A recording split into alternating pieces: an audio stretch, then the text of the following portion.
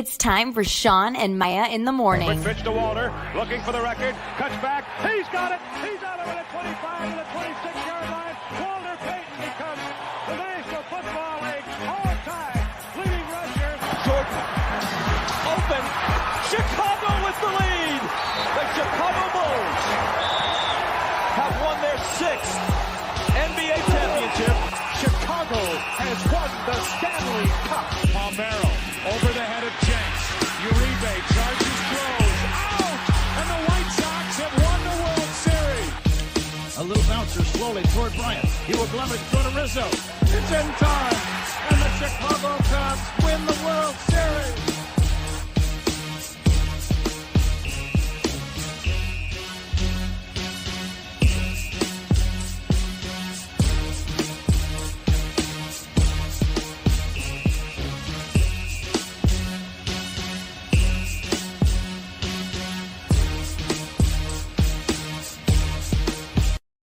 What up, what up, what up? Welcome to Shawn and Maya in the morning on this TGI Mickey Vicky Friday. It's the weekend, baby. Let me tell you what, I am so fired up. Thanks for tuning in, guys. I'm your boy, the Superback Shawn Sierra. And if you're watching this on Facebook Live, well, you know what? I guess you found us on Facebook. Now, if you have not liked our Facebook page, please do so. Go to Shawn and Maya in the morning. Shawn and Maya in the morning. Also, go to SportsZone Chicago. SportsZone Chicago. Make sure you like our page there. And if you're watching this on our YouTube page, awesome. Make sure you subscribe to our YouTube page. That's SportsZone Chicago. And if you're watching this on the app, that's what I'm talking about. You know what? Make sure you download the app. Please. Wherever you get your apps from, download them. Just download SportsZone Chicago. Guys, you can also tweet the show. You can tweet us at SM_mornings, at SM_mornings, or at SportsZone Shy. That's CHI, at SportsZone Shy. Now, if you want to follow me, just me, personally online, want to know what I did? Let me tell you what I did. Want to know what I did? Here's what I did. I made it nice and easy for you, folks. Nice and easy. One handle for Facebook, Twitter, Instagram, Snapchat, the Snapall. All one handle at the Shawn Sierra. If you want to follow my lovely co-host, Maya Akai, you can follow her on Facebook and Twitter at the Sports Chica. If you want to follow her on Instagram because you do it just for the gram, just follow her at Maya_Akai. That's MAY_AKAI. Man, I'd be remiss if I didn't bring him out. My man, he's wearing a sweater. He's wearing a sweater at their shutout victory yesterday. He's fired up. He is the man behind the curtain the man that makes it all run so smoothly. We call him the Wiz. Actually, I like more my Puerto Rican Swiss Army knife, the guy who does it all, Ivan Vargas. Ivan, what's up, Papa?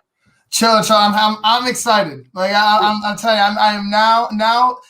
You had my attention. Like you had my curiosity. Now you got my attention. Like it piqued your curiosity before. Now you're like, hold on, player. Bro, I'm telling you, it is both teams. The Bull, and that's why I got the Hawks. The Bulls hat. The Bulls hat. I got the Hawks chest, but I got the Bulls on my mind. And I'm telling you, like both teams are exciting. I feel like a kid at Christmas. It's like, oh my gosh. Look at this! Like all of a sudden we have two teams that are showing signs of growth, progression, and honestly, I don't know what to account it to. Maybe it's the head coaching. I really want to just say the head coaching, because if you got two very young teams, and two head coaches who came in here, one last year, won a playoff series, and one just coming in and completely changing the dynamic of the entire basketball organization with the Chicago Bulls. I think both teams should give credit to those head coaches, because look at the culture, man. We talk about culture over at Hallis Hall. This is what good culture looks like. Winning. That's good. That's what good culture brings. So I'm excited. Competing and playing the right way, because you're not going to win all the time. But if you play the right way, yes, and especially here in Chicago, you know, people when Dennis Rodman came over back in 96, 97, 98, okay? Mm-hmm. People were like, what the hell? Oh, dude, no way. He's not going to work. And he's not going to work. Remember, he was the bad boys in the Detroit Pistons who were just pains in our asses and cheap shotted us all over. But and I was like, wait a minute, this could work. And I remember having a conversation with a buddy of mine. He's like, how the hell can this work? I said, look, Dennis Rodman works. Mm-hmm. I was like, you can say what you want about him. You can say all the weird things, the crazy interviews, and anything. I said, that dude works. Right. I said, he works the board. He never asks for plays that run through him. He never asks for the ball. How does he get the ball? How does he get the ball? How does he get his points? He works his ass off down low in the post with guys who are 4, 5, 6 inches bigger than him. I said, he's in there battling and winning. I said, you know what? I said, that's a Chicago mentality. That's a blue collar, tough, gritty mentality, and that's Chicago to the core. And people loved him, and that's why they're loving the Blackhawks. That's why they're loving the Bulls, because they have that tough mentality. Mm-hmm. Okay, I guess as tough as you can get with today's athletes, but nonetheless, they're tough and they're competing. Deep dive, and that's put them out for 2 weeks. Deep dive Bruce will sideline me for the next 2 years. Sally. Anyway, but that's what we want. Yeah, that's what we want, and that's what we appreciate as Chicago fans, because we work hard for our money, and we like to. We're going to spend it. We want to spend it to see athletes work hard for their money as well. So you know what? I love it. I can't wait till they get better, until they grow, until they learn how to win, and they're doing that. And you know what? They're staying in games. I'm talking both teams, the Hawks and the Bulls. So it's a great thing to be over on the West Side in Chicago now. Sorry, I had a little fuzzy here, it's bothering me. Any. I was like, what the hell is he doing? So I was like, this. Is he tweaking? Over there? Hey, listen, guys, we have a great show for you, man, but we need you to get interactive. So here's what you do. All right? Listen, if you're watching this on Facebook Live, wherever you're watching this from, okay? Wherever you're watching this from, just leave a question or comment on that platform, and it comes right here. And our super producer himself, Ivan Vargas, he'll put it up on the screen.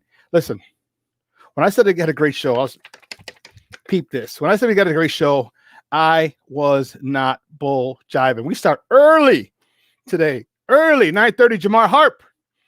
Man, he is the host of Sports 101 here on SportsZone Chicago every Wednesday night at 8 o'clock Central Time. Remember, we're in Chicago, so Central Time, 8 o'clock. And I'll tell you what, if you've never watched this, you're doing yourself a disservice. The history he gives you behind sports, all sports, hockey, tennis, baseball, basketball, auto racing, horse racing, all these things, okay? He gives you history behind them that you don't know. And I'll tell you what, here's a funny thing. There's so much Black history behind all these sports. Okay, you obviously know basketball. Okay, you know football. Okay, we're becoming a lot more aware of baseball with Jackie Robinson and everything else, but he gives you more history. Okay, auto racing, you probably didn't think about that. Hockey.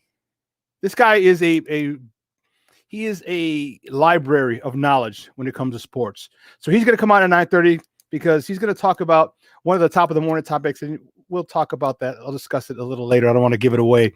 So he's on at 9:30. Then at 11 o'clock, our boy, the man, the myth, the legend himself, the draft doctor, Phil Atoshin's coming on. Woo-wee. He's going to address one of the top of the morning topics. Do we get Russ? Is Russ over here? Is he coming here? We'll see. We're going to talk to the draft doctor, Phil Atoshin. He's scheduled to be on today at 11 o'clock. Well, guys, you know how we do the first segment of every show. It's called Top of the Morning to you, and these are the hot topics of the night before, or just some sports in general. And boy, oh boy, do we have some doozies. The Top of the Morning segment is powered by the Chicago Crusader newspaper. And with that, we bring in their guy, we bring in our guy, we bring in your guy, the one QAnon. I'm telling you, I'm ready for him to get fired up today. He's a sports editor over there at the Chicago Crusader. That's our boy, Joseph Phillips. Joseph, what's up, Papa? What's up, Papa? God bless. How you doing? Oh, everything's smooth. It's Friday. We're about to have a ball. Yeah. Oh, you got some more parties? There's some freaks in the house. Yep. There's some freaks. No parties this weekend. No, not since the 90s, man. We don't do that no more. We don't do that up in here. We don't do that up in here no more. Oh man, how you doing today, buddy? I'm doing blessed, man. Everything's good, man. Just keeping an eye on the sports world. You know, I was glad to hear about that Russell Wilson news yesterday. Ooh, Charlie. I was just like, baby. Whoa, okay. All right, Russ. Right here. Spot for you. Right here. I got a couple first-round picks for you. Yeah, we got you. Let's keep that real. Let's keep that for real. Mentioning our name, by him mentioning our name was a plus. That's, you know what? That's the most important thing, Joseph. That someone says that Chicago is a destination. The Bears are a destination, an organization that they wouldn't mind coming to. Now, right. I don't know if it's just the organization. I think it's the city itself. Yeah. But hey, whatever floats your boat, bro. Whatever floats your boat. But you know what I mean?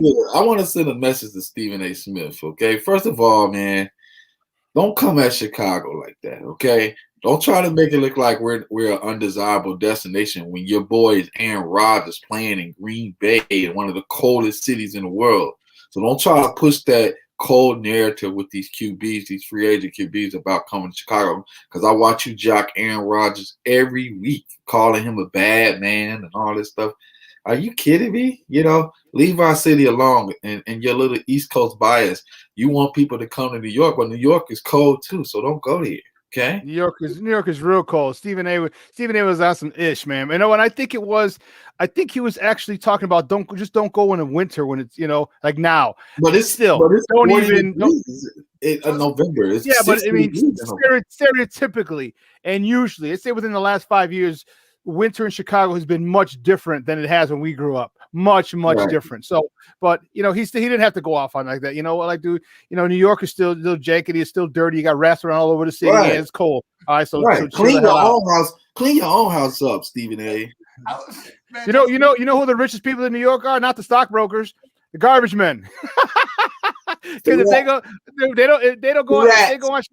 they go on strike, whoo-wee, man. They went on strike one time. I was, I think it was right before I got to New York, or right after I got to New York. And man, that ish was settled in like 30 seconds. Like, okay, whatever you want. Because the garbage piles. So if you've never been to New York City, okay, and this freaked me out the first time. It was my first time in New York City when I lived there, because I went there when I was a sophomore in high school.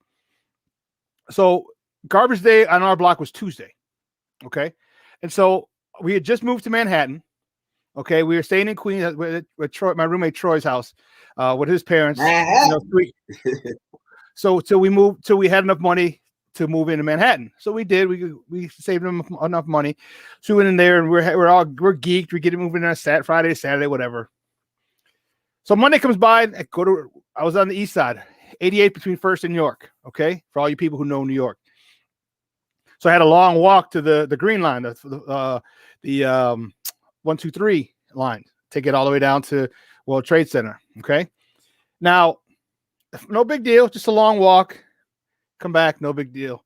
On Tuesday, which was garbage day. Now, I lived in a 3-flat, but across the street were 2 big apartment buildings. And to the side of us were a couple of apartment buildings, like not huge ones, but like 10 stories. Okay. Right. I come out Tuesday morning. I can't see to the other side of the street. Wow. All the garbage is dropped on the sidewalk. I'm like, what the freak is this? I was like, dude, I ran back in. I was like, Troy. I was like, what the hell's going on, bro? I was like, what the hell is? He's like, what are you talking about? I was like, dude, I said all the garbage is on the curb. He's like, yeah, it's garbage day. I was like, dude, why don't you put that issue in the alley? He's like, dude, we don't have alleys here in New York City. I was like, you don't have alleys? He's like, no. I was like, get the hell out of here. I'm like, so you just put the garbage on? So I'm walking to work, and I don't know, about 2 blocks in, you see rats messing around. I'm like, this is summertime too, so you know it's warm and they're out. They're hungry. You can smell the garbage. I was like, holy cow. Freaked me out, blew my mind, because I couldn't see to the other side of the street because of the way that the garbage was stacked on the curb. I was like, wow. Man, oh man, oh man. And so, you know, New York garbage workers, they get paid well.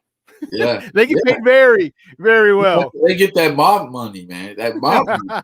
Hey, Joseph, what do you be drinking in the morning to get you so fired up? Like Joseph, the past like 3 weeks, every morning has just been like, I'm coming for you. I want you to. I want Balboa. And like, you know what I'm saying?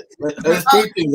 I've been eating my spinach, and also I've been taking my vitamins, my 40 plus and up, my 40 and up vitamins, and then I drink a lot of orange juice, man, and I pray every day. That's all I need, man.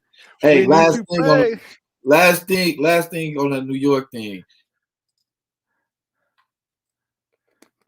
Brooklyn Uh-oh.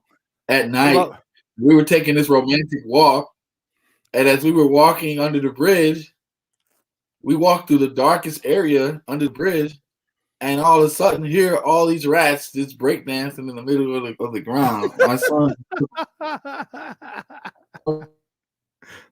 somewhere to pee. I told him, "Don't pee over there." I told him, no, actually, I told him pee in that area because it's dark over there. No, come on over here. Dude, that's hilarious. Just pee right there. Oh, then second thought, never mind. There's too many rats breakdancing. Yeah. The rats will come for you.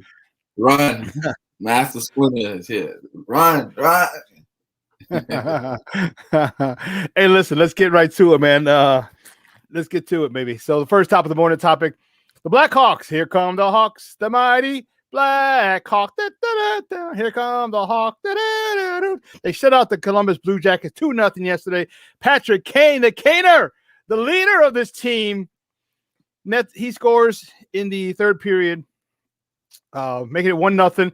That's his 399th goal. Carl Soderberg, he gets an empty netter toward the end just to seal it.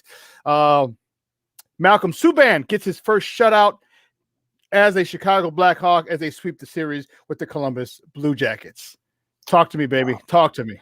Man, this is perfect, man. I was reading an article the other day about the emergent leadership of Patrick Kane and some of the things he's doing in practice.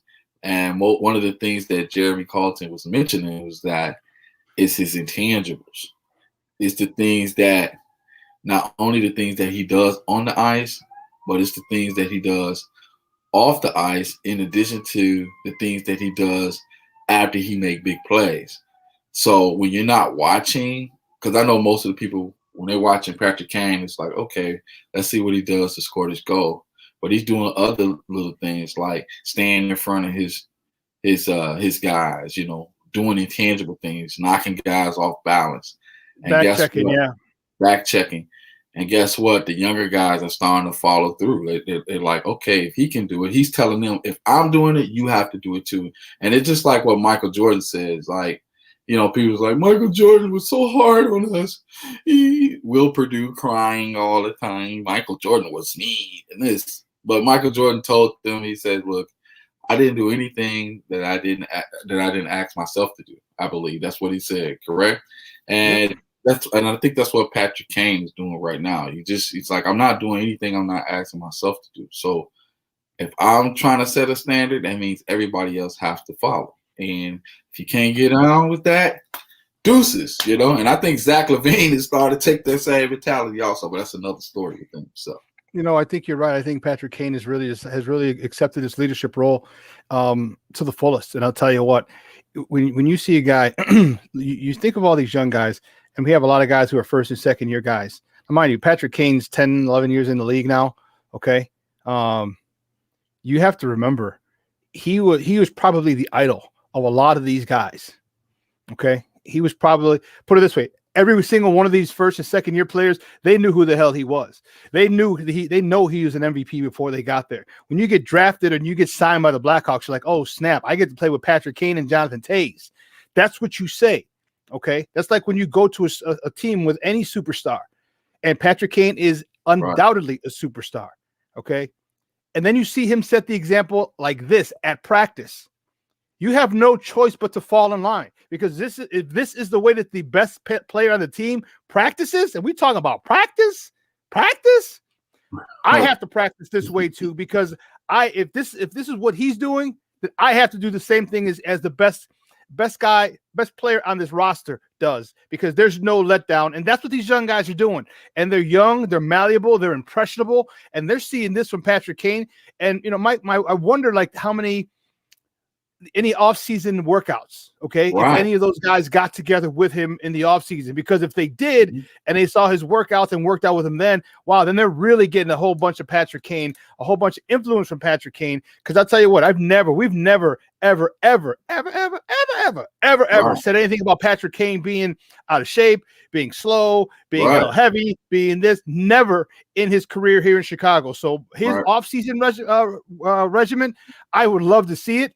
But I also would love to see about 4 or 5 or 6 guys, young guys, work out with him, because it's just like with the White Sox. When you see a professional train and prepare for the season, now you know, and that's a step ahead, because a lot of times people, they're able to excel early because of talent.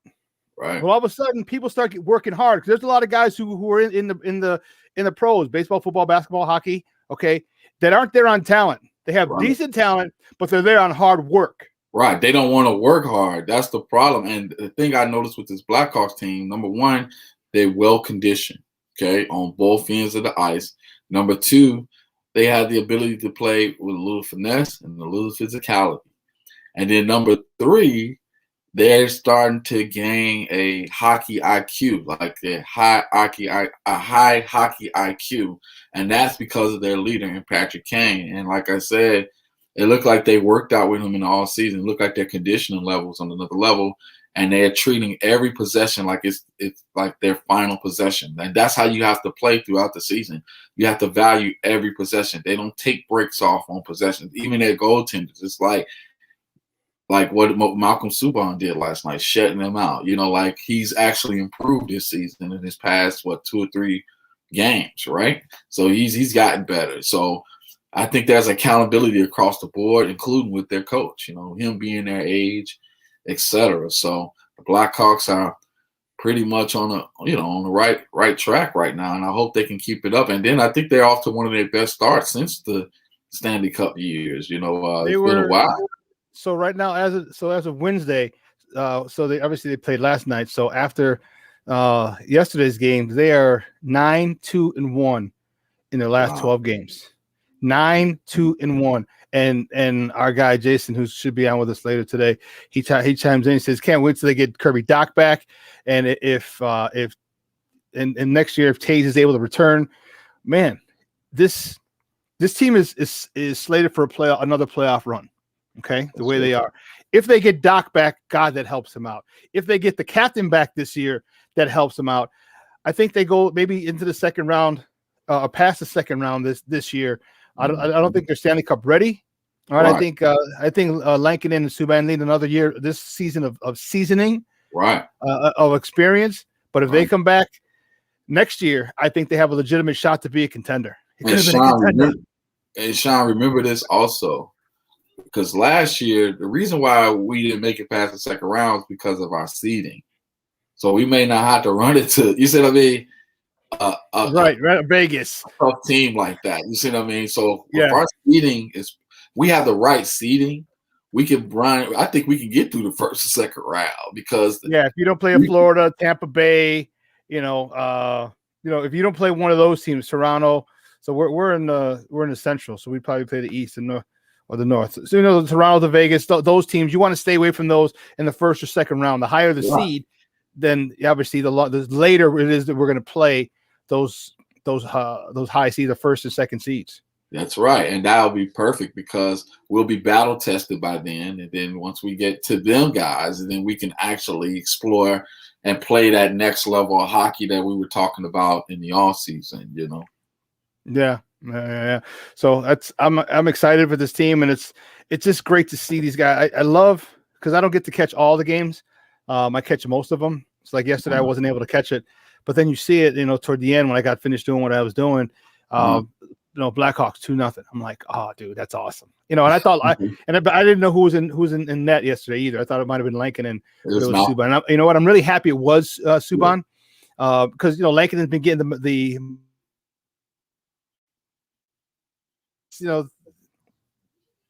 I was wondering how Subban would be because Lankinen has been getting the majority of the work, been getting a lot of the praise. I was wondering how that would help, or how Subban was going to react to it. Well, he comes out and he just shuts out this team, and you know what? It looks like he's ready. And I like this combo. If they can continue to play at this level, dude, you give me 9-2-1 over every 12 games. You give me 9-2-1, we'll be in first place in no time. In no time. Well, listen, we got one more top of the morning topic before we got to go to break, and we'll skip the one I was going to do because I want this one to lead into our next our guest. Remember, at the bottom of the hour, it's actually about 9:35. Jamar Harp's coming on Remember, guys, he is the host of Sports 101 right here on SportsZone Chicago every Wednesday night at 8 o'clock. So this next top of the morning topic, peep this. UCLA has signed, they've inked a contract to sign 2 HBCU schools, one for 2022, one for 2023. Wow. Is it just an easy victory for the UCLA Bruins, or is this a really, really good thing for HBCUs to get some exposure? And these are going to be, they're hosting. So these guys are traveling to Westwood, to California to play in the Rose Bowl, 100,000 large. If hopefully it should be back to normal in 2023. Right. Fingers crossed. Is it just more than a big payday for these HBCUs, or just a legitimate shot? Is this a great thing for them? I think it's both. It's kind of like, hey, it's a win-win for both sides. Even if they may have their pretty much their attitude toward HBCUs, where it was a point where the black schools had the top talent. You see what I mean? So it's kind of, by them doing this, it's taking us back to that time where before HBCUs are the way they are today, there was a time where we could compete, you see what I mean, with those type of teams back in the 50s and the 60s. You see what I mean? So my whole thing is this, the time is now. HBCUs are on the rise. You're starting to see a lot of big name coaches going there, like a Deion Sanders, even though they keep stealing his stuff out of the locker room. I don't know what's going on with that. But they can't do that when they go to UCLA. Black people, stop stealing stuff, okay? But I'm tired of that foolishness. But my people are always stealing, bro. But at the end of the day, you can't go to UCLA doing that, and I think it's good for both parties. You get the exposure, and then you get the financial backing of a big team like that. And listen, we got to take a quick break, and on the other side of the break, we have more top of the morning topics, and we're going to come up with our guests, Jamar Harp. So, guys, keep it locked here. Shawn and Maya in the morning on SportsZone Chicago. Hey, this is Gary Payton, and we listen to Shawn and Maya in the morning. Do that.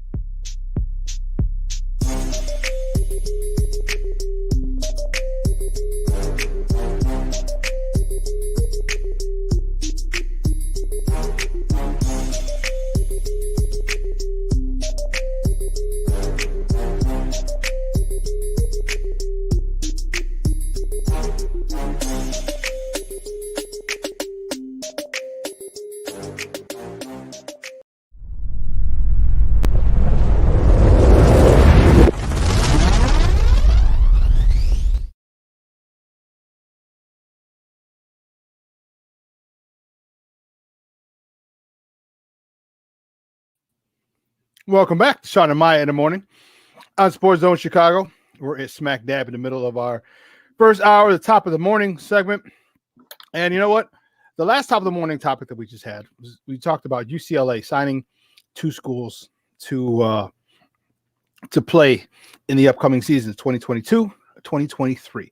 They'll be hosted at the Rose Bowl, and the bands from those schools are going to be the halftime show, which I think is pretty awesome. So you know what? I was like, you know what? I don't really know a lot about HBCU schools because I didn't go to an HBCU school. I said, but I got a guy. See, I'm from Chicago. All right, I'm from the Chi. I'm from the South Side. All right, I got a guy for everything. Okay, I got a guy. So you need something, you call me. Why? Because if I can't get it, I got a guy who can. Because most likely, I got a guy. So you know what? My guy in this topic is a guy who went to an HBCU school, and he's one of the shows here on SportsZone Chicago. It's called Sports 101 every Wednesday night at 8:00 Central Time here on SportsZone Chicago. You want to check it out, man? Let's bring him on. He is a college football coach, and I love it because that means we have deep conversations on football. You can find him on Twitter at Coach_Harp. It's HARP, Coach_Harp 412. Guys, let's bring him out. Jamar Harp. Jamar, what's up, Papa? How are you? I'm good. How you brothers doing? Good, man. Good. First of all, you got to remind me where you're coaching at because I know it, and I just couldn't remember it right now. All right, so currently I'm coaching at Livingstone College. There it is. College is a Division II college in the Central Intercollegiate Athletic Association, or CIAA. What's up, Jamal? Okay. How you doing, Joe? Hey, Evan. Hey, good to see you, man. Good to have you. Good to have you, man. Good to have you. So the top of the morning topic that we had, and I wanted to get your take on it because you went to an HBCU school, UCLA. UCLA signed for 2022. They signed in 2023. They have signed. They have a contract for a football game to be held at the Rose Bowl at their home stadium against an HBCU school. Is this just a money grab for the HBCU, or what are the good things that can come out of this particular thing? Because the talent level is going to be different. We know that. Okay. But what are the good things that could come out of HBCUs going to big places like UCLA? Okay, so to start off, these games are between Alabama State and my alma mater, as you can see right here, North Carolina Central University. As Joseph so eloquently stated, everyone knows it's a money grab, but there's some underlying issues with these California schools. First, there was a cancellation between Michigan, so there was a scheduling opening. Secondly, this is kind of rare because there's only 3 schools that never played an FCS school since the FCS and BCS split in 1978. That'd be USC, Notre Dame, and UCLA. So this is actually monumental, saying they're getting off their proverbial high horse and actually paying for one of these proverbial money games. The last issue would be politics. If people don't know, in the 1990s, 1996, actually, the state of California banned affirmative action, so they don't use it in their government or education. So there's not a lot of African-American students or Hispanic students in those schools. We all know that most people from California came from Louisiana and Mississippi. So a lot of those students attend schools in Texas, Mississippi, and Louisiana. So this can also be considered a political healing per se, as they're just trying to quell their citizens that are mad because they just had a revote on this in November called Proposition 16, and they were trying to reverse the ban on affirmative action, but the state of California voters voted to continue it. So if the students aren't welcome there, we love to have you at our institutions throughout the United States. Wow, this is why you gotta listen to Sports 101 with Jamar Harp every Wednesday at 8:00 Central Time, because that shit just blew my mind. I was like, holy cow! And he drops nuggets like that every single week. Isn't this going to be good for them? Because now the more that schools like this play the UCLA's, the Ohio States, the Michigans, first of all, there could be a chance that on a down year and an up year for a HBCU school, that there's an upset, kind of like Appalachian State, which is not necessarily, I don't believe Appalachian State is not an HBCU, but when they upset Michigan, that was huge. That was still huge. FCS. Yep, exactly. Okay, that was huge. Okay, so if one of these teams does that, okay, kids always want to go to a winner. They see that, they're like, okay, maybe I'll go there. Maybe I'm not good enough, or I'll be 4th or 5th or 6th on the depth chart. But over here, I'll probably start. And then the money they get. A lot of basketball teams will go and they'll play. And I mean, when I was a coach in CPS here in Chicago, and a lot of times CPS schools will go to the suburbs and get destroyed because they gave us $2,500, $3,000, $5,000 to come play them in one of their first couple of weeks. How important is it for the money aspect for HBCU schools to continue to do this? The money aspect is very paramount. We must remember, due to Title IX, you have to have funding equally for men's and women's sports. Unfortunately, in the society that we live in, most of the women's sports are non-revenue, so they're supported by football and basketball. So these games play a part in, especially in the COVID environment that we're living in. For example, my alma mater, North Carolina Central University, just decided to discontinue its baseball program due to money concerns with COVID. So games like this will bring an influence of capital that not only can keep teams prevalent, but also try to enhance in recruiting and physical infrastructure on these campuses. Guys, we're joined by Jamar Hart from Sports 101, a show right here on SportsZone Chicago every Wednesday, 8 o'clock Central Time. He's talking with us right here on Shawn and Maya on SportsZone Chicago. I know you had a question, Joe. You there with me, Joe? Yeah, Jamar. I'm sorry. Yeah, I just wanted to ask you just about would this be similar? Can y'all hear me? Yes, sir. Can y'all hear me?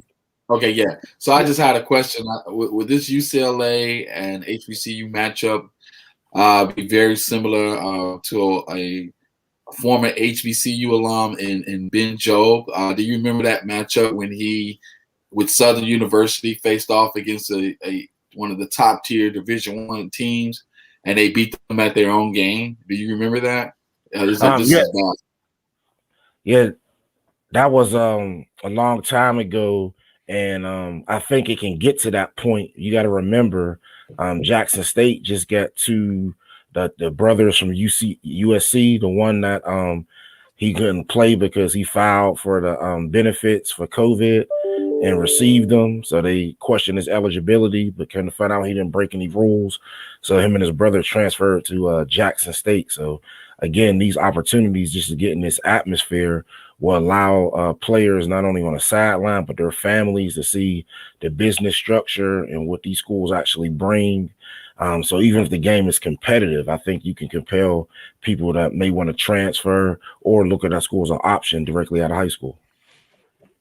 Last question. Go ahead. Sorry. Go ahead. No, my bad. Go ahead, Joe. Yeah. How can we address this issue that's taking place in Jackson State? You got a big name guy like Deion Sanders who come to the campus. He's showing his love, but there are still people that oppose, I guess, African Americans that have a lot of wealth. And in this situation, do you think, like, us being invited to a place like UCLA, is that like a black eye to us where we don't even treat our own people the right way because of the theft that's taking place down there, where they keep doing his stuff, and then he's trying to make us go national, but little things like that it seems like it's undercutting us. How can we deal with those type of things? Well, first of all, theft happens everywhere at predominantly white institutions, as well as in the NFL. There's Wall Street. And things. It's just that his issues are being highlighted due to his presence. So that happens all the time. In regards to the point of going to California, again, I think it's a great opportunity for the schools. Both of these athletic departments are led by women. Alabama State by Jennifer Thomas, who's a former basketball player at UNC Chapel Hill, and North Carolina Central led by Dr. Ingrid Wicker McCree, a former volleyball player at George Washington University and a seasoned athletic professional. So not only is this a chance for historically black colleges to shine, but for athletic departments led by women to shine. And I think that's another issue that people are not really have knowledge about, that these departments are led by women. But do you think we should hold those people accountable though, correct? Okay. We're not gonna let them get away because they're black, right? Yes, we definitely need to be held. Everything needs to be accountable, but I think more importantly, the focus should be, especially in Jackson, on all the good that he's doing versus some minuscule people that are trying to down everything. Having a #1 class in FCS in just a few weeks is again, that's unheard of in recruiting. Right. Yeah, he got a quarterback from Florida, I think, a guy or Florida who's going to transfer, I believe, as well. In addition to that class, he's doing a lot of good things for it. So if with the big powerhouse name and the weight that it carries, the gravitas that Deion Sanders carries, how soon before we start seeing other big name coaches, maybe former players, head down to HBCUs? And I'm not saying that the coaching in the HBCUs is horrible and they need other people to come in. I'm just saying that the gravitas and the names is what really helps. People aren't going to Jackson State if big names aren't going to Jackson State if Deion Sanders isn't there. And how soon do you think there'll be other coaches when these vacancies come up head down to HBCUs? That's a great question, and it's already been happening. My first job when I came out of Grambling State was at Howard University. There, the offensive coordinator was Alvin Harper, who won 4 Super Bowls with the with the Dallas Cowboys. Right now, you have Tyrone Wheatley, who's the head coach at Morgan State. My head coach, Shawn Gilbert, played 17 years in the NFL on the D-line with the Washington Redskins and Carolina Panthers. Most notably, Stump Mitchell was a former coach at Southern University. Doug Williams is a former coach. So there's been a lot of ex-NFL guys that have been former coaches. It's just people don't have knowledge of this specter of athletics. And sometimes, again, don't know what's really been going on for, quite some time. Wow, that's awesome. So how doing this, how or do you think it's going to become prevalent now? Because when you get those big money games, right now it can go back to funding facilities, because many of the facilities that HBCUs have aren't on par with other Division one AA schools, or FCS schools as it's called now.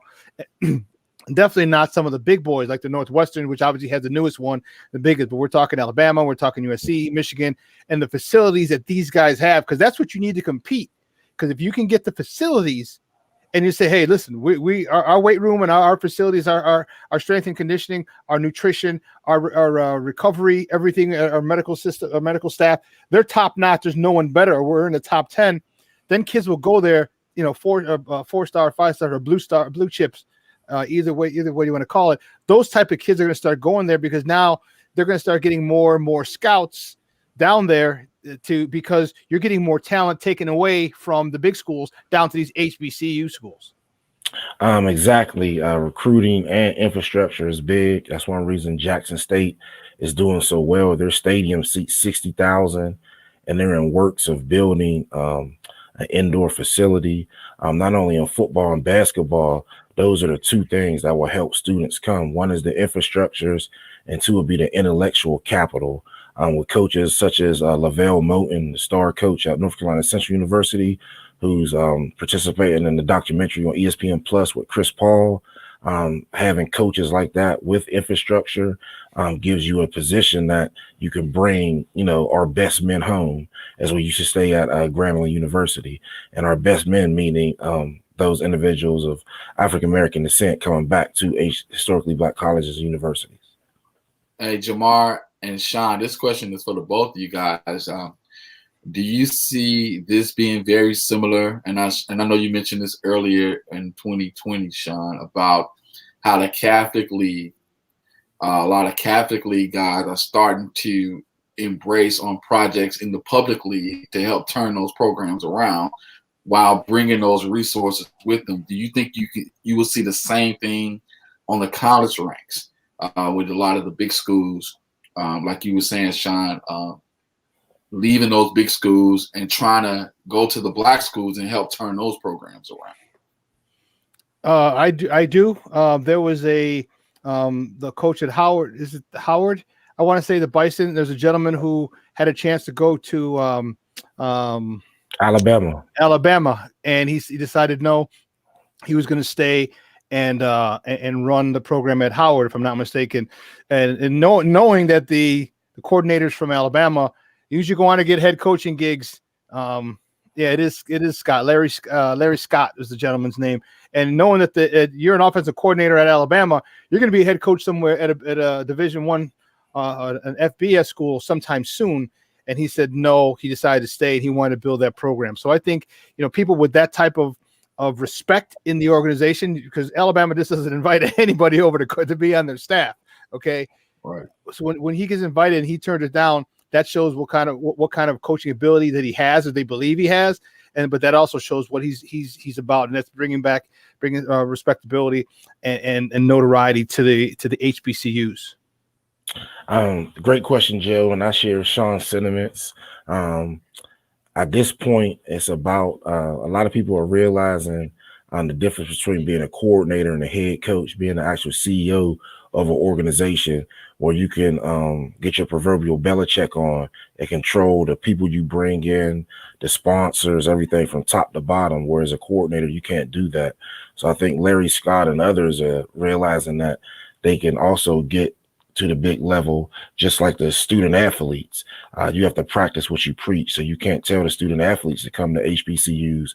And as a coach, you leave every chance you get. So by more intellectual capital, like Coach Scott staying within HBCUs, and kids knowing that he was prominent and Alabama wanted him, will just bring people to Howard University alone. So if we get more people like that, our intellectual capital will increase, and that will lead to increases in physical capital. Talk to me about, Jamar, how soon, because now, with Deion Sanders, of course, he being the new shiny toy and the loudmouth in a good way. He's bringing a lot of positive attention to HBCUs. And then they're going to say, oh, wow, there are really good coaches there. How soon before they can get a TV contract? Because that's where the big money is. And if HBCUs can get a TV contract, whether it's with one of the regional things or their own, you know what I mean? That's where the money's at. With the TV contracts, now that helps facilities, and then according to Title IX, now you can, because they're getting more money, they can build better facilities, and it'll benefit men and women's sports in those places. Well, right now, the SWAC, under Assistant Conference Commissioner Jason Cable, as well as several schools, with the addition of Deion Sanders, is working on a SWAC network, and Jackson State obviously has things in line just for their school, because Deion is building a reality show around him, 21st in Prime. He was number 21, and he's the 21st head coach at Jackson State. And other schools will be able to do this as well. I think the key is to have a few more key ones. If you look at the Big Ten network, the Big Ten network focuses around 3 or 4 schools, but the rest of the schools get the lion's share of the money because it's a conference. So if we can have a couple Vanguard institutions lead the way, that can bring the conferences in. This will also help the Michigan Athletic Conference, which is only down to 6 teams now, with the departures of North Carolina A&T, Hampton University, and Bethune-Cookman and Florida A&M. Jamar, I have a question about reverse integration. And I think one of the things that concerns most coaches, because once you start merging and those black coaches start doing well on a top level, this is going to come calling for those coaches, the top schools. So do you mind the black coaches getting hired out of the HBCUs and some of the white coaches coming over to the HBCUs? Mm-hmm. Are you open to that? Because if we're going to spread it straight across as far as equality, it shouldn't matter if a white coach go to a black HBCU, and it shouldn't matter if a black coach go to a big time school like a Stanford, etc., out of the HBCU. Do you have a problem with that? Well, the thing about coaching is relationships. So oftentimes people hire people that they know. So let's look at it on both parallels. When you look at a white coach out of HBCU, again, at my alma mater, using that as an example, because that's one reference that I know. Before I got there in the 90s, there was a graduate assistant named Jim Schwartz. And he worked at North Carolina Central for a year and a half. He left and went on a notoriety in the NFL and has brought nobody with him from that space that he worked in. whereas coaches that work at HBCUs and go to predominantly white institutions that are African American often bring people with them and increase chances by helping, as they say, bringing people up the ladder. So you get more people in different positions. So as long as you're going to work and bring people up, if you go to the HBCUs instead of using it as a stepping stone, then I have no issue with it.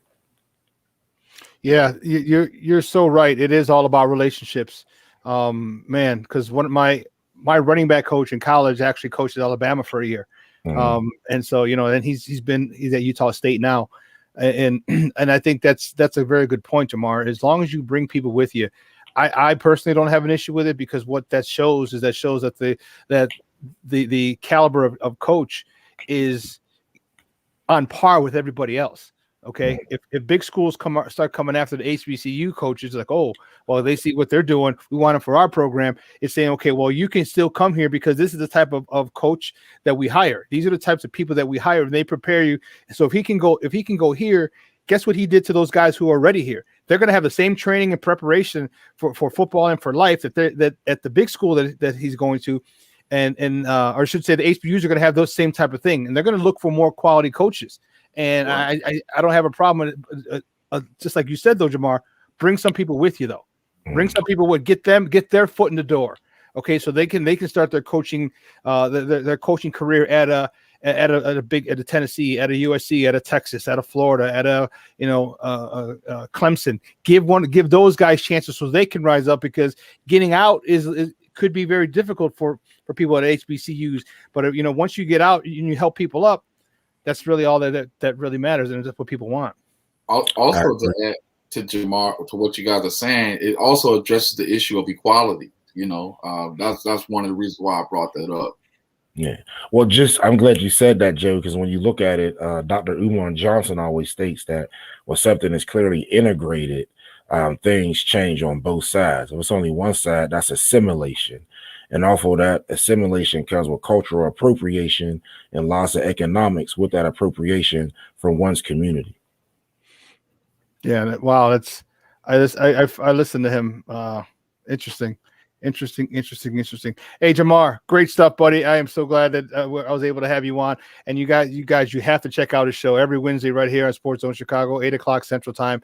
He drops bombs. He don't even drop nuggets. He drops bombs every week, stuff you just don't know, stuff that's not in our history book, stuff that you have to go find. You'll never know unless you go research it or you listen to this guy.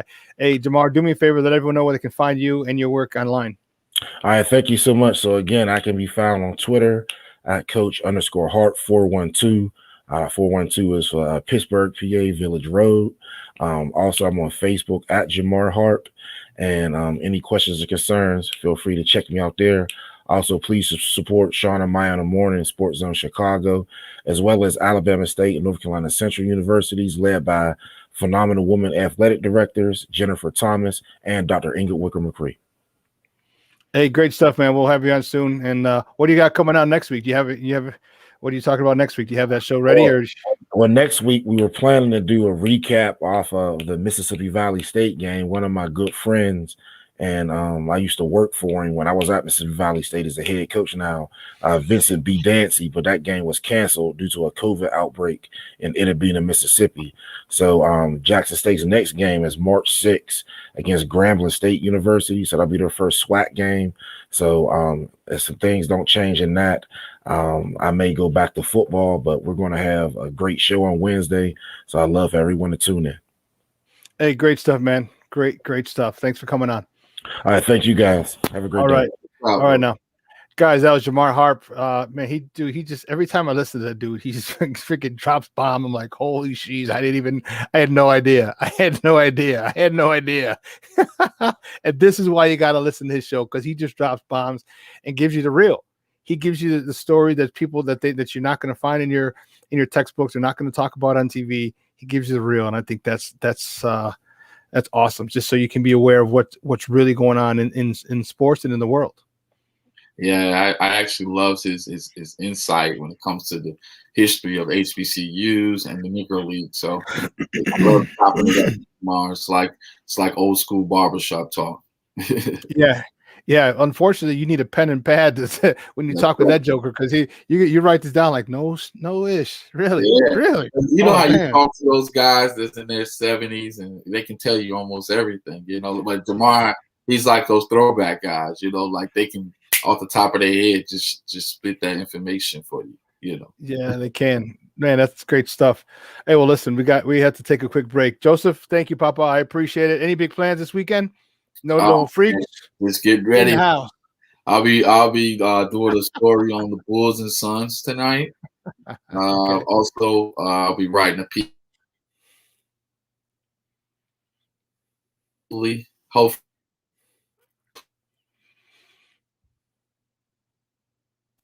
Joseph, you with us? You froze up on me. Last but not least, Cubs spring training.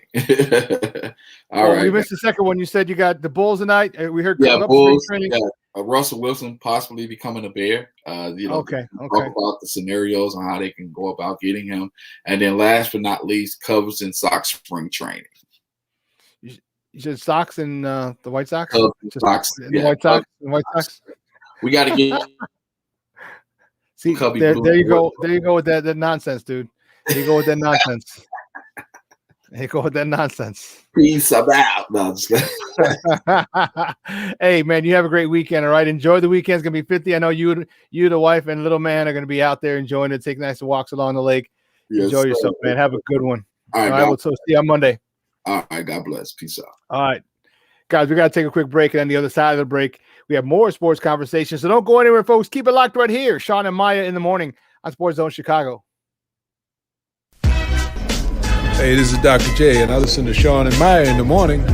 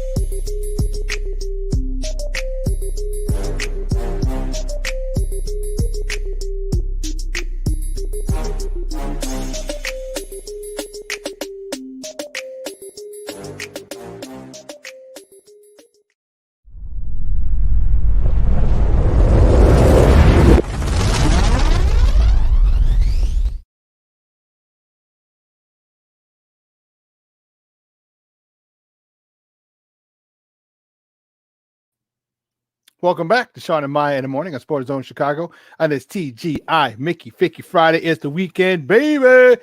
Let me tell you, man, this says it's going to be a high of 42 today. You know what? I'm telling you what I'm going to do. I didn't get to do it the other day because I got caught up with some stuff. But, here he is. I'll tell you what I am going to do. I'm getting the caddy cleaned it. I'm gonna do my dad. I'm gonna have Mr. Miyagi wax on, wax off, wax on, wax off, Daniel-san. We're gonna get the caddy, man. The caddy's going to be you're on mute. You're on mute. I can see you with a little a fine tooth comb just sitting there. No, that's for the rims, bro. That's for the rims. That's for the rims. That's for the toothbrush for the rims. No, I'm telling you, I'm getting the caddy clean. I might even get stupid and get it waxed. Shut up. Get it waxed. I'm telling you, armor all on the tires, on the dash. Man, it's gonna be 52. I might just drive around Orland just cause. 2 miles an hour, so everybody sees you. And I got a Bosey system in the caddy. So that joker is loud. With the windows up, you can hear. So you can imagine with the windows down, they're probably gonna have a vote to get this guy out of this association, out of this. But I don't give a damn. It's gonna be a beautiful weekend, and I'm looking forward to it. So 50s over the weekend. I'm telling you, man, there gonna be some. So there have been people already out here with shorts and flip flops. You know that. If you're on 50s, if I was still clubbing. There'd be people with the girls with the short skirts, the guys with the button downs that open up to like down here, like Eloy likes to do. It's gonna be crazy, man. Hey, but listen, let's bring out my guy, man. He's gonna sit with me for the next hour. As he takes the baton from Joseph Phillips. He is a good friend of the program. He's from That Davis Show, and you can find him on Twitter at That's Davis. Man, let's bring him out, my boy Kenneth Davis. Kenneth, what's up, Papa? What's poppin', y'all? How y'all doing? Oh, man, you got the memo, black and white, black with white. Oh white yeah, with black, definitely. I think I'm gonna take a leisurely stroll, take the family out, hop in the SUV, and drive down Lakeshore Drive a little bit this weekend, just to soak it in. And the take, like you say, it's 50. Yes, it's not. I may have to get a watch myself. I'm not gonna get it waxed. I'm not gonna get it waxed though. You better than me. I'm not getting it waxed because I bet you if I get it waxed, it's gonna be some bad weather in about 3 days. So it's okay. It's just for the weekend, baby. Just for the weekend. I feel you. But you know what? Like you say, my younger days. All right. Like you, for instance, you asked me yesterday. I guess maybe you thought I went to HBC. You texted me last night. And I happened to be on my phone, so I replied right away. I don't want you to think I was just waiting around for your text. But you hit me up. You was like, man, what college did you attend? And the thing about, I went to SIUC, the real SIU. The thing about Southern Illinois and Carbondale, it's just a hop skipping away from Kentucky. So it's so much warmer than Chicago. Right, yeah. It's like 15 to 20 degree difference during like in February, and it's crazy. Like this month, right? So I would have gotten up today at SIU as a young child, some odd decades ago, and the weather would have been like if it's 50 here. Let's just say if it was 50 here, it'd be like 70 something there, right? And it would have been like class. No, we're going to the car wash. Right, like, and you see people out there like, oh yeah, we like, and that's how you'll begin again, like you said, in my youth. Even back home, I would try to get spiffy. Well, I would get spiffy. We'd be downtown, out chasing and looking. So definitely, I reminisce. But now I'm old and washed, so I take my family on car rides. Just kick a little stuff for them cars that be bumping. Oh yeah, there will be some music on with maybe a tad bit of profanity playing with it. Oh yeah, you got the family. For me, there's no tad bit. Oh, you're good. Yeah, it's full blown profanity. What are you gonna listen to? Oh man, you gotta listen to Summertime with but that's when you're around a whole bunch of people. Yeah, DJ Jazzy Jeff and the Fresh Prince. Then give me some Slam. Give me some What's Up, Doc? Can we rock? Give me some. I'm still a huge fan of Down with the King from Run DMC. Ain't no still. That's one of the most seminal songs ever. As a kid, listen, I love that song because you got to think about the period at that time. That's like old. Like even if you see their clothes, and then you got Pete Rock right there, and just down with the dude. That was so hard to be down with the kids.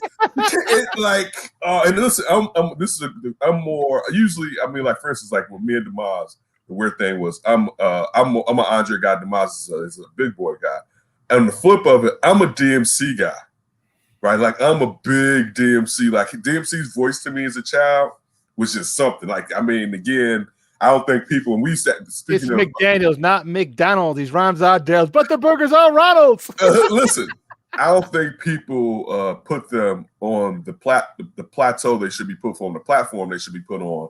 You're talking about the hip hop on MTV when the only thing black was Michael Jackson, and these guys got on fedoras, Stetsons, whatever, leather jackets, dressed like Jam Master Jay, guys from Queens at the time. And this was worldwide before the internet. Like, it's just, I don't think sometimes people put Run DMC, like, to me, they're not my favorite, but they're the greatest hip hop group of all time. Yeah, what they did. Because remember, they were in that, they got in a movie. This was trash. Tough and Leather was trash. It was trash. It was trash. But the fact that it on the big screen, my older brother's class went to see that for their graduation. Like, the class unofficially takes a trip. Yeah, they went to see Tough and Leather. And I remember him coming back telling me, like, man, people was fighting trying to get their money back. And then I remember watching it on VHS. And I was like, first of all, I was like, for what you thought who Run DMC was, they should have never put that movie out. Right? It was like, whoa, it's like prostitutes and drugs. Sawed off shotgun. It was Tough and Leather was trash. My idea is, you know what? To this day, I think I can recite every word to my Adidas. That was it. And I'm not even an Adidas guy. I don't think I've ever owned a pair of Adidas. I did. I had one pair of shell. No, I have several pair of Adidas. I had one pair of shell toes, a couple others. But when Dames dropped that 61, you could get his color. You get all his shoes for $61. I got an ill pair of Dame Dash colorways for $61 that would cost 120 something bucks. So I have several pairs of Adidas, to say the least. Well, I have a fictitious contract with Nike in my head, so I can't really get any other. I can't wear anything else. So I feel you. The last time I wore non-Nike shoes was before the turn of this, probably around 2000. And it was for practice when I was playing with the Chicago Chargers. It was for practice. I had black Reeboks that I got at Foot Locker. They're like $10. I'm like, this is for practice. You know what I mean? Right. So I got those. And the time before then was college because we had Converse, which I can now wear because Nike now owns Converse. Right. In my first 2 years of college, we had Converse. My last 2 years, we had Nike. And then in high school, I got a Nike pair of Nike Boss Sharks. You remember that name, the Boss Shark football shoes. You're a lineman. You wouldn't wear. You wore different stuff. It was so. I didn't wear lineman shoes. I didn't wear lineman shoes. All right. So the Boss Sharks were the ish, dude. Let me tell you. But then toward the end of the season, as the weather got a little nastier, I got some Mizunos because I was a huge Roger Craig fan, and he wore Mizunos. So yeah, so very very few times in my playing career have I worn shoes that were not Nike. Very few. For school, for football, only wore. I had the murdered out cleats, the all black murdered out cleats, and then I had like a pair of like Dion's, I think, for my what's the name? Turf shoes. Uh-huh. You know what I'm saying? Like I wore those for my turf, but I never had like some lineman. Get your ass out of here.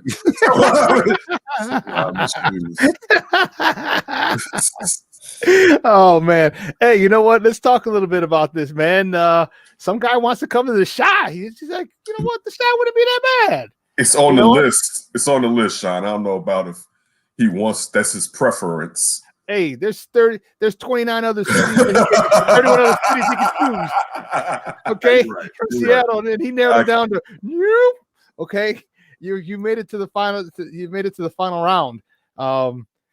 Russell Wilson, guys. In case you weren't aware, Russell Wilson has not demanded a trade from the Seattle Seahawks, but he said if he were to get traded, because he has a no trade clause in his contract, there are 4 places that he would okay a trade to, and one of them is Chicago. Just the fact that one of them is Chicago, here it is, and this is according to Adam Schefter, as you see on the screen. He tweeted out it would be the Cowboys, the Saints, the Raiders, and the Bears. It sounds like here's the thing: the Dallas, they're America's team, so he'd get a lot more pub. The Saints, he'd have a little more pub than he would because they're a little further east. And the Raiders, they're just the Raiders, and they got a lot of pub. And Chicago is a big market. You know, he's in Seattle, which is a big city, but he's not like a marketing. He's not on the East Coast, and he's not in LA. So like he's missing stuff. And I think it'd be beneficial to him and his wife, Sierra, who's still unbelievably gorgeous, to be in a place like Chicago for other endeavors. You know, football one, but then the marketing opportunities here. I mean, you can see him on the Magnificent Mile. Magnificent Mile magazine, both of them. You know what I mean? You can see him around town at Morton's or at Chicago Cut Steakhouse or, you know, Maple and Oak, all these little different restaurants and everything like that. You know, you see him. So here's what was talked about, and this is just thrown around. Would you do this, Ken? This is just thrown around. This is not official, but if the Bears got Russell Wilson and a 2022 fourth-round draft pick, would you give up Nick Foles, Jimmy Graham, Akeem Hicks, and 3 first-rounders, 21, 22, and 23? Would you do it? I reluctantly, perhaps. That's a lot of first-rounders, man. 3. It is. And how old is he? He gotta be 31. 30, yeah, 31, which means he's got about a good 4 years left. I mean, in the NFL, he can have 8 years left as a quarterback with the protection.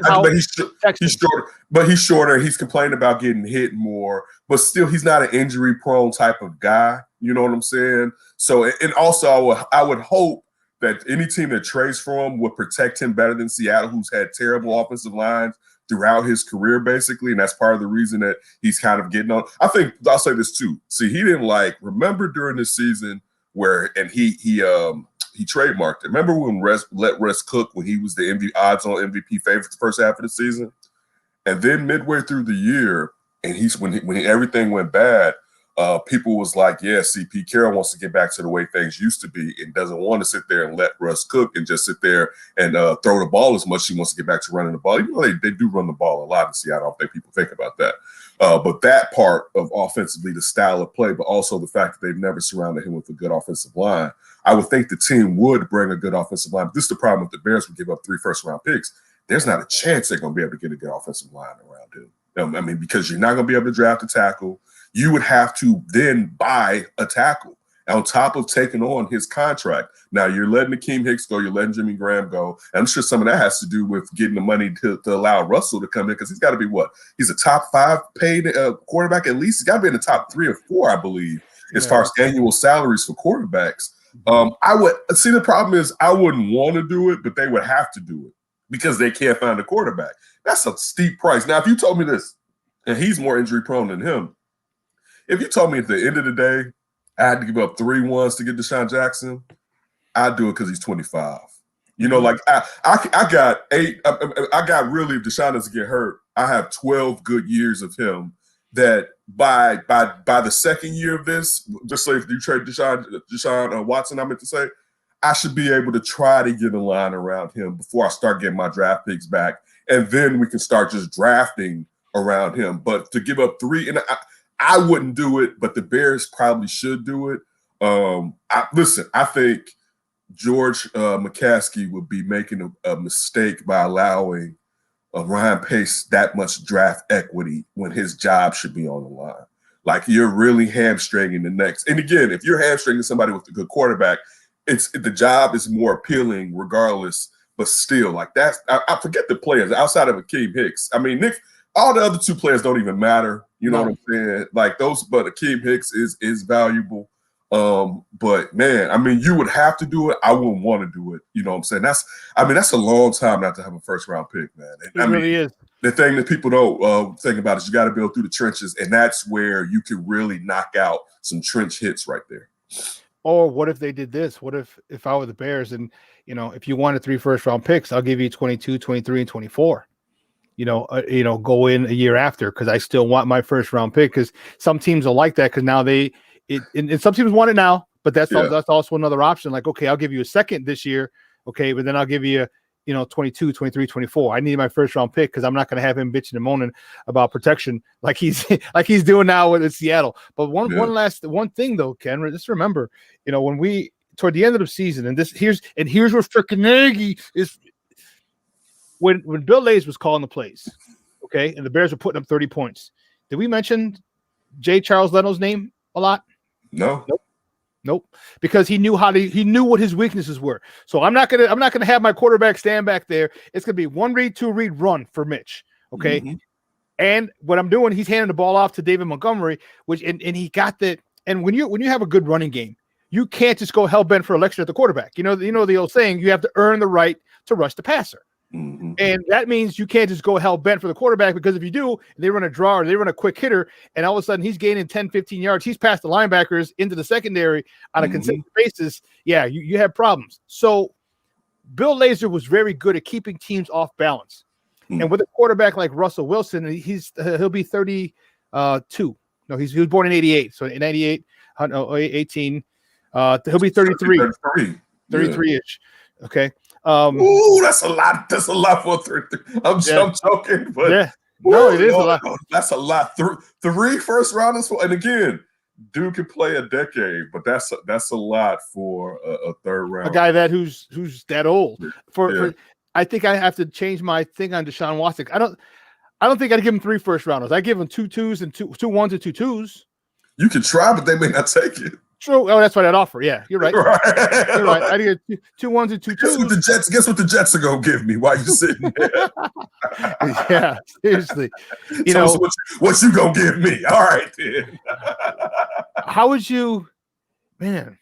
So if he comes here, because do you think that they're going to tag Robinson? Listen, Ivan, you should have caught that face that I just made, because I didn't need any sound. Hell yeah! Listen, okay, just making sure. Telling me, that's like telling me, Shawn, you're like, Ken, all right, I want you to come to SportsZone or whatever, right? And listen, you can use the caddy whenever you want, right? And I get here, you be like, you can't use the caddy is going. I'm like, wait, you promised the caddy?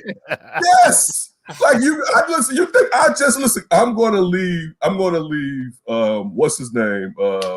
What's his name's uncle used to be out there running it for the Browns. Metcalf. You think I'm gonna leave? Yeah, I'm gonna leave. You think I'm gonna leave Metcalf? And I'm gonna come here and you're gonna just leave me Darnell Mooney?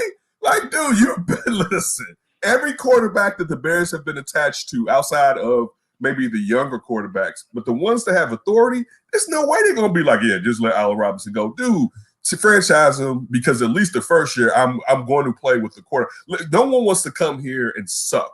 They want to come here and Tom Brady. I'm not saying win a Super Bowl. Yes, they want to win a Super Bowl, but they want to come here and hit the ground running. They don't want to come here, even if the team has holes in it, offensive line and plow by holes. They want the other stuff like to be set. No quarterback is coming here and you can be like, I don't care about Allen Robinson. Like that'd be cutting off your nose to spite your face.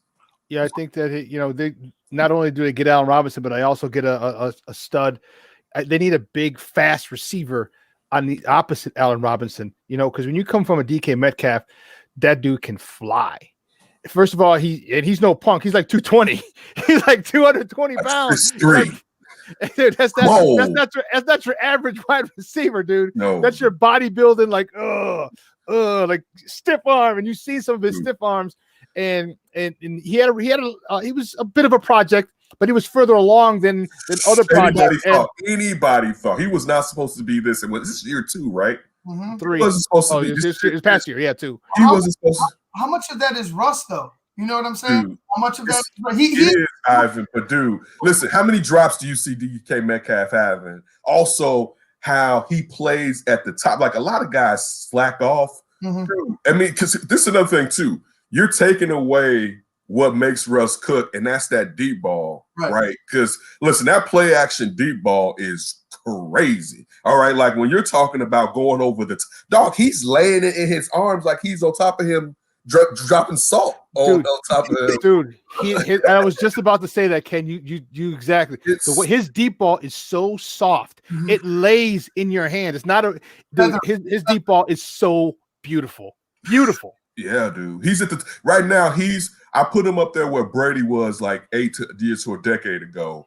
after Carson Palmer got his knee blown out. Like Russell Wilson's deep ball is top 3 in the NFL, I think, right now. And then listen, and some guys may have stronger arms, but just the beauty of it, the arc, like just all of it. But getting back to your point, there's no way. And you're right, Shawn. Listen, they have to invest in a receiver that at one point can take Allen Robinson's job. And right now, you can't get him in the top 2 rounds. You're going to have to wait. This is going to have to be a project guy where you're in the 3rd and later, perhaps you can spend that on a receiver right now. But you need a guy that's 6'2" at least, that runs at worst a 4.4, that could come in here and be a dual threat, one to take the top off, but also work the middle. And actually be good to have him here with a professional like Allen Robinson, so the kid can grow up with a real mentor. But you have to do both, to be honest with you. There's no way if you're talking about we're going to win to save our jobs. There's no way you can do that without Allen Robinson. Or what, you going to sign somebody else? And again, Shawn, you mentioned Kenny Galladay, and I brought up, and listen, I thought about Kenny Galladay. I brought up his injury history, but you're talking about Kenny Galladay getting acclimated to this system, right? Mm-hmm. And whoever the quarterback is, right? You know what I'm saying? You're talking about compared to Allen Robinson already knows the system and the verbiage and everything like that. Mm-hmm. So it's like and on top of that, Kenny Galladay has more supreme talent, but Allen Robinson has more daily there talent. Like, I'm here. Availability. Yes, I'm here all the time. You know what I can do. You know what I'm saying? So it's one of those, and it's not a severe, but that's like a Dak Prescott situation with Allen Robinson. And again, the money's not the same. No, Mooney can't be number 1. Nope. Alfredo. Nope. It's not a knock on him either. No, it's not. No. But to answer that question, no, period. Listen, Mooney is there's no way. A poor man's version to a certain degree. A poor man's Devontae Smith. You know what I'm saying? Like, as far as because I couldn't believe I think Devontae Smith is going to be a beast in the NFL, but someone that light in the ass, you don't expect for them to be able to work around the way that Devontae Smith can. And Mooney's tough too, but that to depend on that guy to be your in and out number 1 is a lot. You need somebody that can take a lot of hitting, and you saw that last play to kind of put him out with Mooney. But I think Mooney has a tall upside, but I don't think he can be. You had a guy in Tyler Lockett though in Seattle that before DK got there for quite some time was the number 1, and then you had a guy before that in Golden Tate who's all but 5'9", be the number 1 there as well. Like I've seen that team do it with other receivers other than that is DK Metcalf. I think what Holy Samurai said. I think Mooney gets better, but I do too. I think everyone gets better. I think Russ is the reason he gets better, and not because Darnell Mooney. You know, because I'm not saying that he doesn't work hard, but maybe he just be off of work ethic. I don't think he becomes a number 1 overnight. I just think he's never going to. Darnell Mooney, in my opinion, is never going to be a number 1. What's going to make him great? Okay, and there's nothing wrong with being a great number 2. Hell, shit, Alshon Jeffrey was a great number 2. Okay, here, all right, he was a phenomenal. He was an all-pro number 2. John Taylor with the Niners. Who makes them better? Montgomery. Montgomery makes them better because when he's ripping off 6-7 yards a pop, you have to bring a safety down to the box.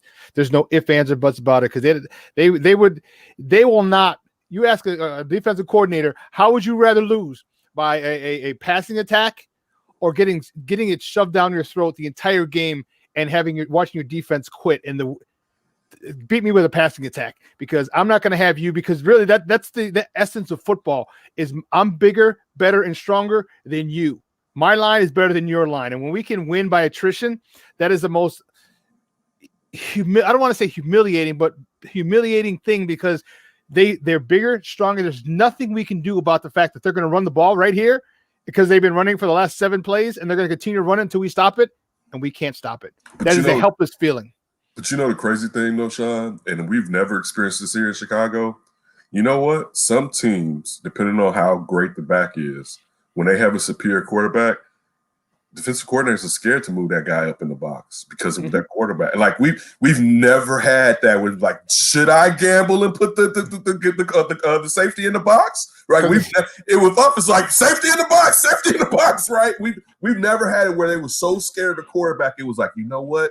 Let that run game go. You guys got to get stout up front. You know what I'm saying? Like, listen, we've never been in a situation to actually see that, which should be great to actually see. But see, the thing, look, this is all fun and dandy. You know what I'm saying? But I feel like we're gonna be left at the dance, the Sadie Hawkins dance with no date. You know what I'm saying? Nobody asked us out. Rather, no female asked us out to the Sadie Hawkins dance or whatever. Or we're playing musical chairs, man, and we get squished out of the seat. Because the Bears don't have the draft capital right now to entice these down. I'll say this: guys having no trade clause benefits any team, but still, if you have like a top 8 pick, you would really be in the moving and grooving right now compared to when you have 20. When this is what we talked about on this show a lot this year. They should have just, when they were sucking, and I know guys was playing for their jobs or whatever, they should have just sucked. Because you would have been more appealing to some of these teams as far as an exchange in your draft capital. But when you're looking at it now, man, I don't know. I will celebrate because I know this wouldn't be Jay Cutler Day, and let's not forget, man, how blessed Jay Cutler Day was. Well, Ivan, you are home. I love Jay. I love him. Love him. No, y'all don't love him. I mean, there's a spot in my heart for him. And also he's also proven that he is every part of the jerk that we thought he was. Yeah, he is. Like even more than we was like, oh, really? So you do rock like that, right? But listen, I remember the celebration like it was Christmas for a youth when Jay Cutler was traded here. Yeah. I remember walking downtown, talking to dudes. Jay Cutler, like running the halls of my job. People, we got you. Like the day that it was. All right, and I love that coming out of Vandy with Vince Young coming out of Texas and Leonard coming out of USC. I wanted Jay Cutler. I used to be like, well, that kid at Vandy, he's crazy. Like his arm is phenomenal, right? So it would be better because these guys have a proven track record compared to what Jay had coming into here. But I do also remember the lack of draft capital and how it hurt the team. The same with having Khalil Mack here, where, like, listen, to be honest with you, if you had none of these, that's not to say that you would have found a Khalil Mack, but dog, if you had those 2 first rounders and what was it, a second, you could have found an edge rusher. You know what I'm saying? Like, and he would be on a cheap deal. Like right now, the first year the Bears are paying him for what he did with the Raiders right now. You know what I'm saying? And that's the bad part about free agency, for paying for someone's past. You always overpay. Yeah, but at least you're still recouping something where it's like, dude, he's out here getting 13 sacks. It's like, yeah, listen, I wish we saved that money, but it doesn't bother me as much. But when you're sitting there and you're looking at it and he's either hurt or not giving you the same, it's just, man. So that's the only thing, the only setback it would be. For my entertainment, I would want them to go get a quarterback, but man, that's a lot of draft capital. It is. It really is. And, but if you're Ryan Pace, why not? Because if it doesn't work, guess what? You don't give a damn what the Bears have as far as draft capital in the future. You know what I'm saying? You don't care.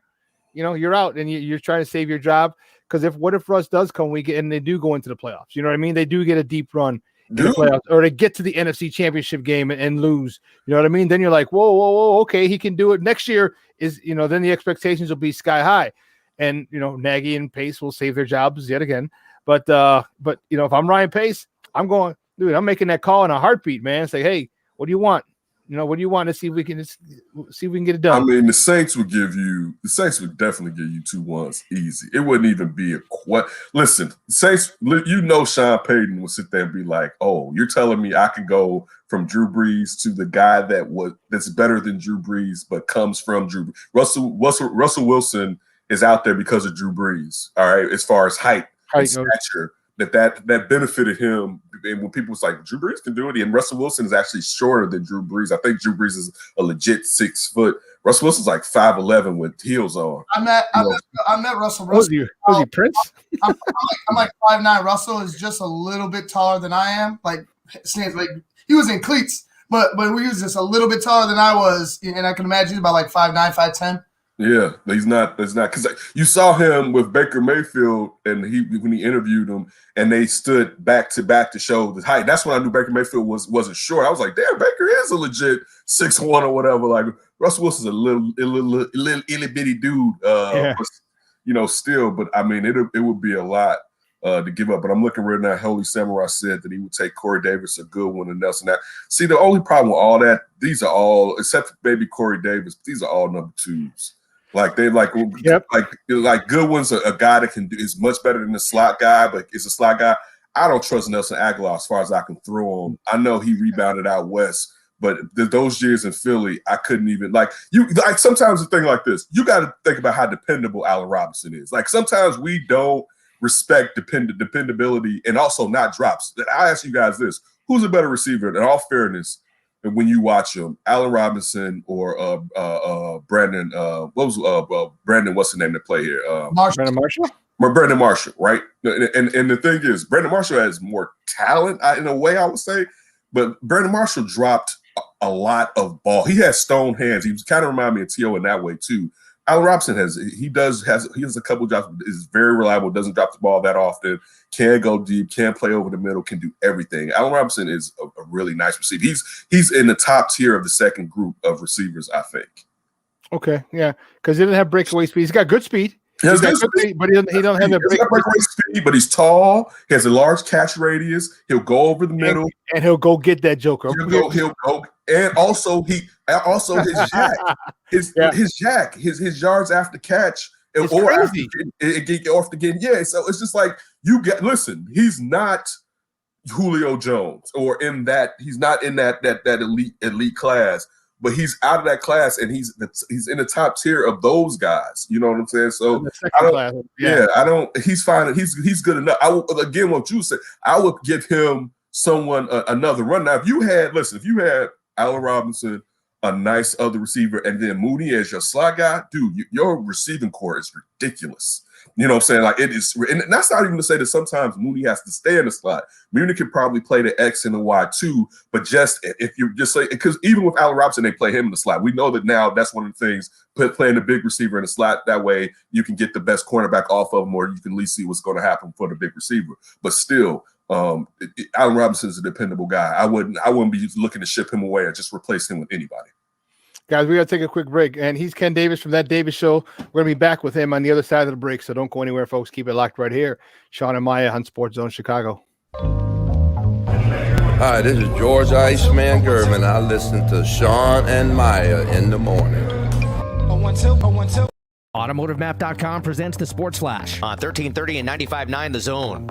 2-0 shutout win for the Blackhawks last night on the road at Columbus. Both goals in the third period. Patrick Kane and Carl Soderberg with the tallies. Malcolm Subban with 26 saves in net for the shutout.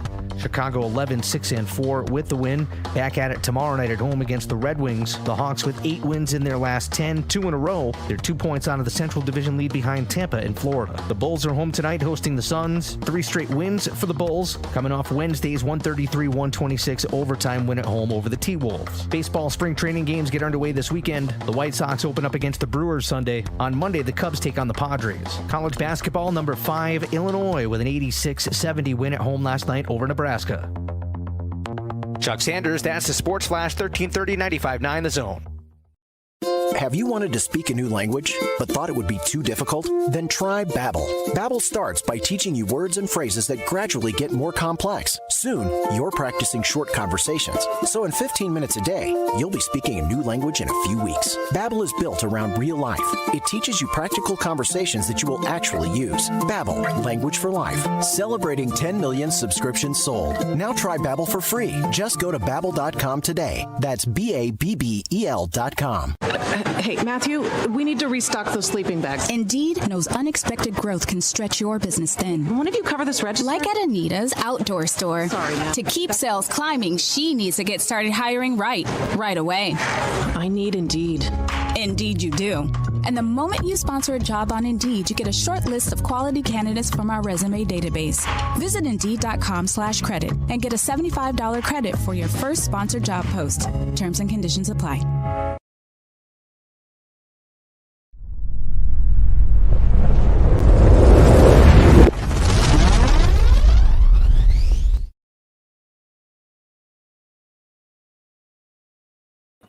Welcome back to Shawn and Maya in the morning at SportsZone Chicago. I'm sitting here with my guy, Kenneth Davis. He's from That Davis Show, and we're just chopping it up here, talking Bears football. And what would you shut off for Russell Wilson? Last thing, if I'm Russ, I'm really liking Chicago because of a couple of things. It fits for him, in my opinion. The defense is ready. Okay, I think the defense is ready. You sign Allen Robinson, you got your number one. You got a Darnell Mooney. You're getting a Tariq Cohen back. Okay, you got two nice tight ends in Graham, and unless Graham is part Jimmy, of the package. he's not got to be part of the package. Even if there's a chance they may cut him for the salary cap purposes. He might. Okay, yeah. But then now you got Cole Kmet, but you got the running game, and that running game is huge. You remember when Russell was performing at an MVP level, he had some guy named Shawn something or other, and who was pretty darn good. All right, beast mode was pretty damn good, and football is pretty simple. It's a simple game. With the running game that David Montgomery and the Chicago Bears possess, you'll make Russell Wilson better. Okay, because now you can't sit there and you talked about bringing we could bring the guy in a box. It didn't matter. Now you can't. We have a legit quarterback in Russell Wilson, and guys are going to find the holes. And Russell Wilson's the kind of guy who's he's a leader, in my opinion. He's going to tell you when you screw up. Look, I needed you in this window and not that window. I need you here, not there. He's a Super Bowl winner. He is, he was constantly in the MVP conversation. This guy is a winner, and when he talks, now you're going to have a legit quarterback who's done it at the highest level, running that thing. And with a running, I'm telling you, this running game makes it a whole different animal for a quarterback. Look at Tom Brady. They had the two-headed monster down there in Tampa. That helped him out a lot. Okay, he loved that. You get Montgomery, and then you draft another running back, and so you have Montgomery, another running back, and Tariq Cohen, a three-headed monster. Put Tariq Cohen in the slot. Put him as a Tyreek Hill, all type of Joker type of situation. That's a lot of weapons for Russell Wilson. Not to mention the off the field situation where Chicago's a big market. His wife can get here, she can get some endorsements, he can get some endorsements. It's a great city. It's got everything. The infrastructure is everything. Restaurants, shopping for her, shopping. You know what I'm saying? I think it's a perfect fit for him. And he's not. He won't be swaddled. Like if you went to New York, you walk around New York and no one knows who you are. Right, you know what I mean? Because there's just so many rich people in New York and famous people in New York. Like, oh yeah, there's Jerry Seinfeld. Oh yeah, there's such and such. Oh, there's Russell Wilson. Oh, cool, great. You know what? I make more Russell Wilson because I work on Wall Street. About who cares about you? You know what I mean? But in Chicago, you still get a little bit of that's the celebrity status that And in Seattle, it's nice, but it's Seattle. Like you're out there. Like no one even pays attention to you because I'm asleep when everything's going on. That's right, and then unless I got the coffee and the Starbucks. Unless I'm catching a big fish, from the market. Yeah. I think I honestly, and I know we have a propensity to enjoy and love our city. I think Chicago is, out of those four teams, the third or fourth best option, and I'll tell you why. One, the Saints are number one because Sean Payton and that team is already ready to win. Like, to be honest with you, the thing holding the Saints back this year was their quarterback situation. Drew Brees wasn't healthy, lost all his ribs at one point during the year. And then you went to Taysom Hill and you had googly eyes Jameis back there. Imagine if Sean Payton had, listen, even with Drew Brees healthy, it was never a thing where, and earlier on with Colston it was, but still where the deep ball ruled, right? You're talking about the shortest yards for distance in the league, I believe.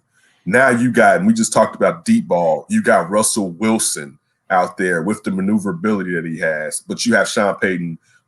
He's a top 3 play caller in the NFL, period. All right. It's him. He's up there. It's him, Andy Reid, Belichick, and Sean McVay, I guess. Kyle Shanahan is what I meant to say. Kyle Shanahan. You know what I'm saying? So that's that. I think that's one. Two, it's Dallas because it's, as you alluded to, it's America's team. I'm sure Sierra probably made sure that one got on the list too, being from down south. Right. Actually, I mean, he's from down south too. But he's from Ohio. But he's from Ohio. I just know he went to North Carolina State, so that's why. Okay.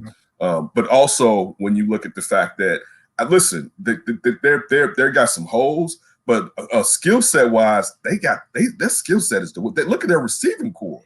You know what I'm saying, in Dallas. You know what I'm saying? You're talking about Cooper, you're talking about Gallo, and you're talking about CeeDee Lamb. Like that's and on top of it, I know he's not the same. And Zeke's in the backfield though. You know what I'm saying? So that's more appealing. And then I say the Raiders, all right, because one, it's in Las Vegas, but I don't know if we really know what Vegas is yet as far as a market.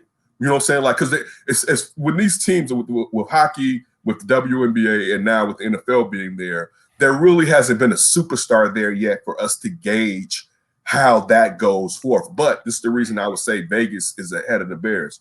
Chucky runs the whole show and had us a 10-year contract. With the Bears, you got two guys that are on a year-to-year deal right now. You know what I'm saying? It would have to be more because, I mean, Russell Wilson would have to look at it like, you know what? It's not even about Ryan Pace and Matt Nagy. I'm going to be there. It's going to be my show, basically. Like, regardless of what happens with them, it's going to be my show. But you want to already know, all right, there's something there to help me, help my legacy, like a Sean Payton, like a John Gruden, you know what I'm saying, compared to Matt Nagy, who's unproven, and the same with Ryan Pace. So even though Chicago's a nice city, when you look at the fact, and this goes with like even with Deshaun Watson or anything, who wants to come someplace where the coach may get let go? How many people, what was it, Deuce Staley? No, was it Deuce Staley? Matt Nagy wanted to get him as the running back coach, right? And the thing was, why am I going to come there and you may get fired next year? Like, then I'm out here on the streets looking for a job. Me and my family have to move again. So when you have that uncertainty, it makes that market necessarily not as attractive as it would be if you had an established coach or a GM that you knew were going to be there for the long haul. Hey guys, I'm joined by Kenneth Davis from That Davis Show, talking little Bears right here on Shawn and Maya on SportsZone Chicago. Let's switch it up and let's go west, young man, as Horace Greeley once said back in the day. Cactus League action. Tell you what, Sunday. Yes, and it's not monster trucks. It's the White Sox, baby. It's the White Sox, dude. You reading this? Did you see the paper today in the Times? Eloy's talking MVP. He said he's been inspired by Jose Abreu. I think he has that talent. I think we have quite a few guys. I think we have 4 guys, maybe 5. I take that back. 5 guys who have MVP talent. Obviously, Jose Abreu is the MVP. Tim Anderson is in the conversation, and then Yoel Moncada is another guy. Eloy Jimenez, and then Lou Bob himself. You know, those guys. All of those guys have that capability. I think the most talented out of all of them might be Lou Bob. Of course, it's not even a question. But you still can't sleep on Yoel Moncada and Eloy Jimenez. I mean, because Eloy, what did he hit? 14. He averaged 1 homer every 4 games last year. Dude, 1 homer every 4 games last year. If he hits 1 homer every 4 games in a 162 game season, we're talking 40 plus homers. 40 plus homers from Eloy. all these guys are sweet and talented, but Lou Bob's it's in another stratosphere. All right, like just as far as talent wise. Now listen, our man, Mr. COVID himself, I got to see how he comes back from that COVID this year. I know Jose will be fine. I'm talking about Jose. I'm talking about Yoel Moncada. And also good little video. I was about to say also how's that video hitting his head, right? Like how's it affecting him or whatever? You know what I'm saying? Like so before I put him back on there, but I mean definitely Tim Anderson. I would love to see Tim Anderson win MVP. It would mean so much to me, being a brother from Chicago, to see somebody who decided to make Chicago his home, like Tim Anderson on the South Side, even though it's in the burbs. It would mean a ton to see him do it and help reinvigorate baseball, hopefully here in the city. But dude, they got a lot. But the thing with Eloy, listen, Eloy got to stop playing. Like you don't give Eloy a pass, boy. You be on Lou Bob so hard, he shouldn't run in front of him. Eloy's over there jumping in nets. I knew you had me ready to go. Look after the show, Ivan. Like he has to really, really turn it down a notch when it comes to having a great time to a certain degree if he wants to really be out there. Also, you know what? He has to be available. Eloy has a lot of moving parts. You know what I'm saying? Like when you are that big and you know what I'm saying, just run. He's a guy that you get crazy and scared when he's running the bases. Like, oh, please don't hurt yourself. You know what I'm saying? Like, but listen, talent-wise, he definitely has it. It's not impossible that he could just have that year where he just goes off. He could have a Manny Ramirez style of year. You know what I'm saying? Where it's like, dude, you don't want to see this guy come up. And on top of that, with all these guys, man, there's uber protection for these guys in this. Bingo. Damn, you can. Yes, boy, exactly. Like who? Like you gotta wait. You gotta like wait to 8 and 9 to maybe try to pitch around somebody. You know what I'm saying? Like then you get Nicky two strikes. Exactly. Slap a hit over the second baseman head. Like reset the whole thing. Exactly. Then you got Timmy coming up. It's just. Man, there's not a lot of holes. As Jason said, in the house. As Jason said, you could argue that this is the most talented team in the American League, to say the least. They have to a certain degree an embarrassment of riches. You know what I'm saying? And the best part of it is homegrown. So it's not like. And then usually when you assemble a mass of a bunch of free agents, it rarely works. But I mean, you're talking about all these guys that came up, even if they were traded here due to the farm system, but came through the farm system. It's going to be entertaining. I think the only concern again that I have is adjustments. How so like listen, even like the back end of the pitch rotation, I can't wait when Jason jumps on here and be like, you guys are killing me. You know what I'm saying? But he could do it. But listen, I would say that at the end of the cap it, I would love for Eloy to go after being the MVP because it would show me that he's really going hard and being diligent and knocking some of the jokes and stuff off. To end up getting it. That still doesn't mean he can't have a good time. You know what I'm saying? But I'll say this too, my last part. I do worry, though, with him trying to go after that he may incur injury because there is a propensity to get hurt with him. You know what I'm saying? So, like that, I want him to be available more because of the thunder in that stick. You know what I'm saying? Because you did miss Eloy in the playoffs. You know what I'm saying? Like you thought, like, man, if Eloy was out there. You know what I'm saying? Like you miss having – sometimes they have so much you don't focus in on him to the danger that he is with that bat. So I just want him to be healthy more to try and do that. If he has 8 great years, he may run into an MVP, period. That would – him being in a conversation would mean that he would have stopped the foolishness. And I'm saying you can't have a good time. I'm saying the foolishness that he's zoned in. And that's the one thing that I really want. Mm-hmm. It would be a truly, truly, truly scary, scary thing if everybody was zoned in. You know what I mean? And that's one of the things that I hope TA7 talks to these guys about. Jose Abreu talks to these guys about. Because if they're all zoned in, literally, like I said, when I played with the Thunder, like we were zoned in, dude. We partied. Like there was no tomorrow, you know what I mean? We drank in the parking lot after the game till 2-3 in the morning, from 10 o'clock p.m. to 2 in the morning. And, we go to people's houses in their backyards and just chill. But when we stepped between those lines, it was business. It was business. There's no joke. We celebrate, after a touchdown or after a sack, after a pick, but it was business. It was all about business. And if these guys can get to that point, God bless it, dude. That lineup is so freaking scary. And there really is no weak link in that lineup because then you got slap hitters like Nicky Two Strikes and Adam Eaton. And these guys, all they're going to do is reset the table. And, this is very foreign to us as Sox fans. We've said this before, but it really is to have this amount of riches. It's like you go through it like, okay, no, he's a stud. No, he's a stud. No, he's a stud. He's a stud. No, he's a stud. Everything guy you go through, even Mendick is another slap hitter when he comes off the bench. These guys, the only issue that we can kind of create is just the pitching rotation, and we can't even mess with the bullpen because the bullpen's the best in baseball. So now we say, okay, well maybe the rotation. Dude, it's full of velocity on top of that. It's not even like righties and lefties. Yeah, dude, it's not even like we got like a bunch of Hendrixes in that bad boy. You know, guys painting the corners. It's like I'm coming at you with 100 miles per. Like, oh, it's on the right and from the left. Oh, it's nasty. It is really nasty. There's no pitchability. It's just right down your throat. Right. It's up on you quick, fast, in a hurry. Don't worry. It's filthy. And then listen, I'll add this too, even though he's a jerk. On top of that, you got, you know, the third most wins by any manager in the MLB.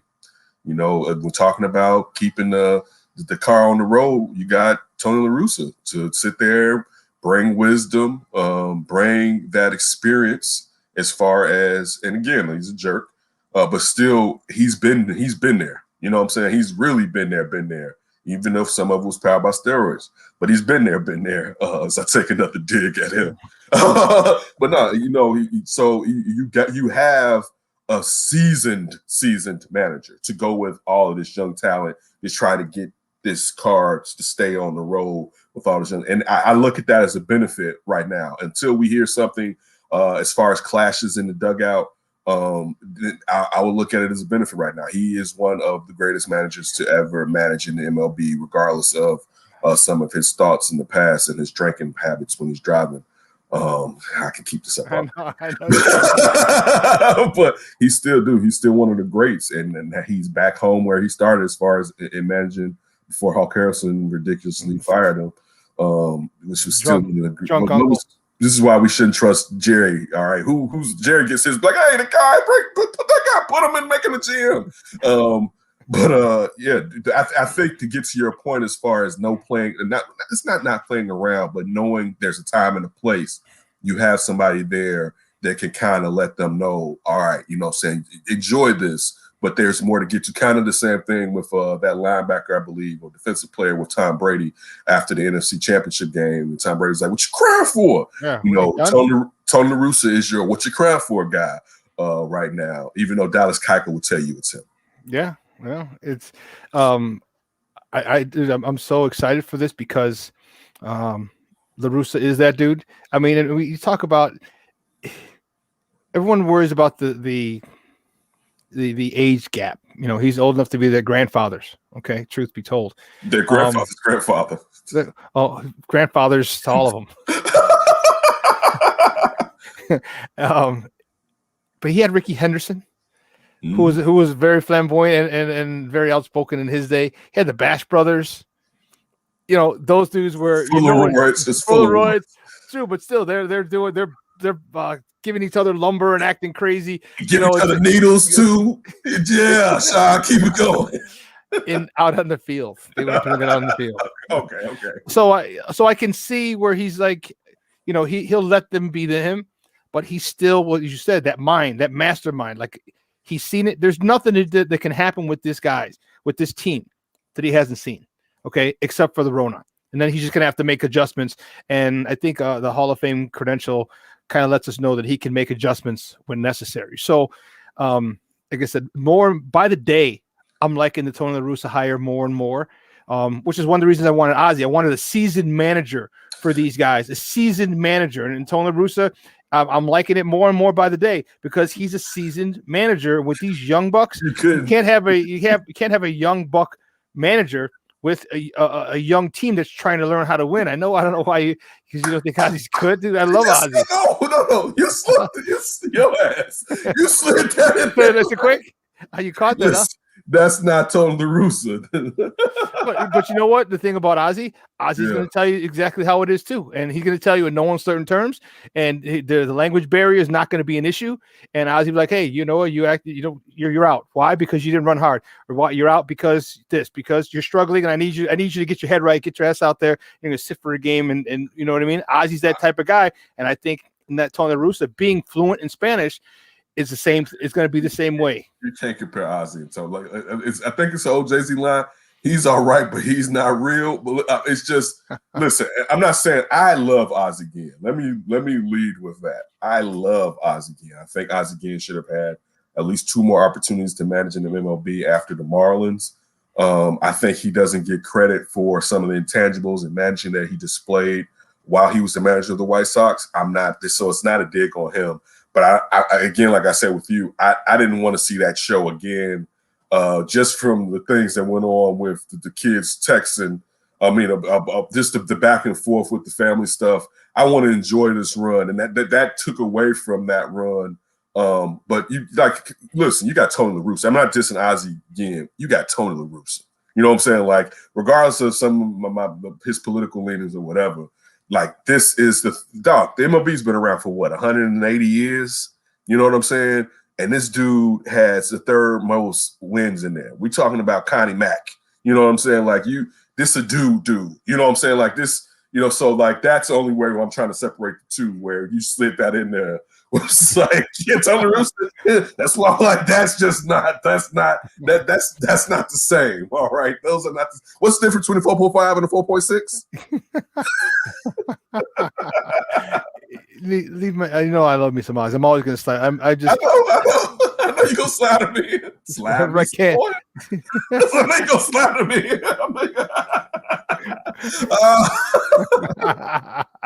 Oh, dude, I love that dude, man. But you know what? It's gonna be fun. It's gonna be fun. Man, Saturday, Sunday. I'm excited. Yeah, I'm excited to see that rotation. Go 1 or 2 innings. Just to get loosened up, and then, man, I can't wait to rip it open, baby. When it comes, just rip it. Just go back and. Sean, I got to get out there. I think that. Listen, They're going to. Where's my shot at, Sean? Where's my Rona shot, Sean? I got to get out there. Hey, if they make us get a Rona shot before, in order for us to go to, then I'll get a Rona shot. Because I ain't getting a Rona shot for nothing. Unless you say you can't go to a Sox game unless you get a Rona shot. Like, all right, sign me up. You probably won't. I mean, since they play, listen, the beauty of baseball for the most part, since it's outdoors, you probably won't have to. You know what I'm saying? They'll probably you will sit with people that you came with, away from some people or whatever. Probably have capacity. With restaurants open up now more, they may get capacity to 35, 40%. I don't know if they'll go to half of the stadium, but I would think with baseball being outdoors, there's a chance that they would let us perhaps go to the games this year. But dude, like all that last year, baseball is my favorite sport to view live. You know what I'm saying? Like, just because if your team suck, you can still have a great time at the park. You know what I'm saying? Like, exactly, talking. Like, you're outdoors. It's like a picnic, and it's a baseball game over there. You know what I'm saying? It's my favorite sport to attend, and just to take the family to and make a day out of it. My daughter has not been to a game. My son's been to plenty. My son's been to one Cubs game, but plenty of Sox games. That's usually a thing here where we diehards. We go out there. But I mean, she's 4, so last year she was 3. And then she's 2.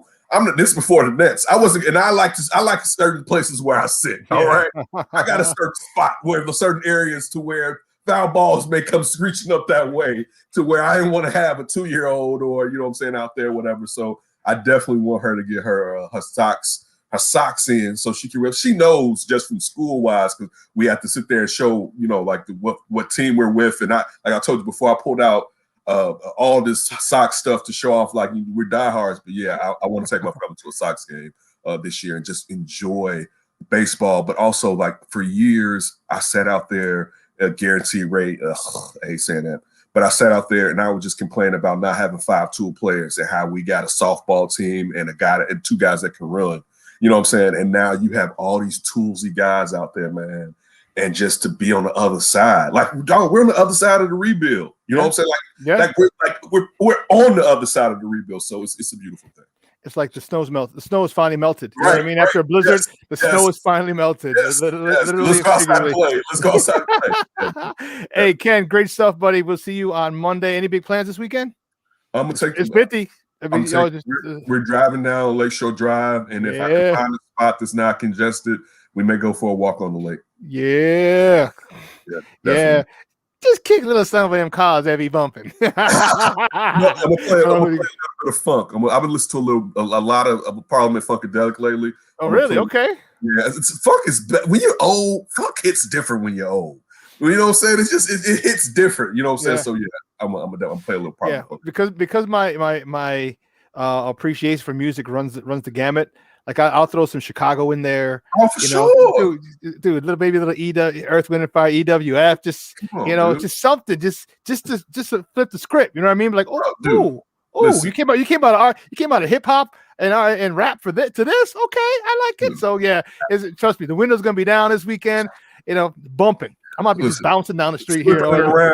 I'll throw it around and throw some Thin Lizzy on that bad boy, or hit you with some Eagles Hotel California before you know it. You know what I'm saying? So no, definitely you gotta be versatile with your stuff, to say the least. But definitely, man, I appreciate it, and I will holler at you guys on Monday. Shout out to you and Ivan, man. Y'all have a safe week. All right, have a great weekend. Hey guys, that was Ken Davis, man. Always a great time sitting with Kenneth. He comes on Mondays and Fridays. There he is, my man. Yo, Moncada. Oye, coño, ¿qué tú estás haciendo? ¿Qué es eso? Hey, well, listen, the next guy, man, this guy, he brings it next time. You know who he is. He's a man, the myth, the legend himself. He's the draft doctor. Phil Atoshin is going to join us for the next, 20 minutes, half hour. Hell, we might go 30 minutes, depending on how crazy he's feeling. It's Friday. It's a lot warmer out there in Connecticut like it is here. So he might be, he'll say, Shawn, we're going to 12:30. Like, Phil, we're only on until 12. We'll go to 12:30, damn it. So, man, our guy, Phil Atoshin, up next with some Bears talk. Can Russell really come to Chicago? Really? Like, for real? We're going to talk to Phil Atoshin on the other side, so don't go anywhere, folks. Keep it locked right here. Shawn and Maya on SportsZone Chicago.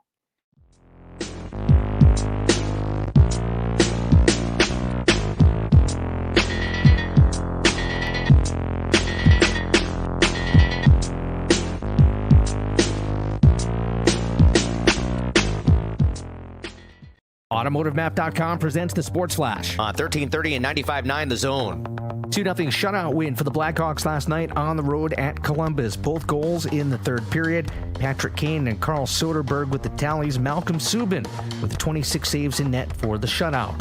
Chicago 11-6-4 with the win. Back at it tomorrow night at home against the Red Wings. The Hawks with 8 wins in their last 10, 2 in a row. They're 2 points out of the Central Division lead behind Tampa in Florida. The Bulls are home tonight hosting the Suns. 3 straight wins for the Bulls, coming off Wednesday's 133-126 overtime win at home over the T-Wolves. Baseball spring training games get underway this weekend. The White Sox open up against the Brewers Sunday. On Monday, the Cubs take on the Padres. College basketball, number 5, Illinois with an 86-70 win at home last night over Nebraska.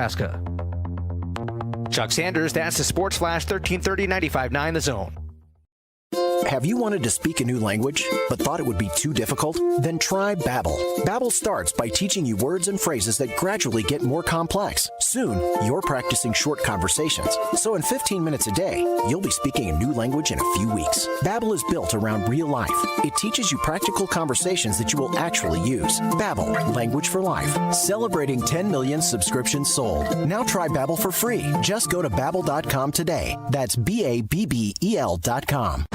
Hey, Matthew, we need to restock those sleeping bags. Indeed knows unexpected growth can stretch your business thin. One of you cover this register? Like at Anita's outdoor store. Sorry, Matthew. To keep sales climbing, she needs to get started hiring right away. I need Indeed. Indeed you do. And the moment you sponsor a job on Indeed, you get a short list of quality candidates from our resume database. Visit Indeed.com/credit and get a $75 credit for your first sponsored job post. Terms and conditions apply.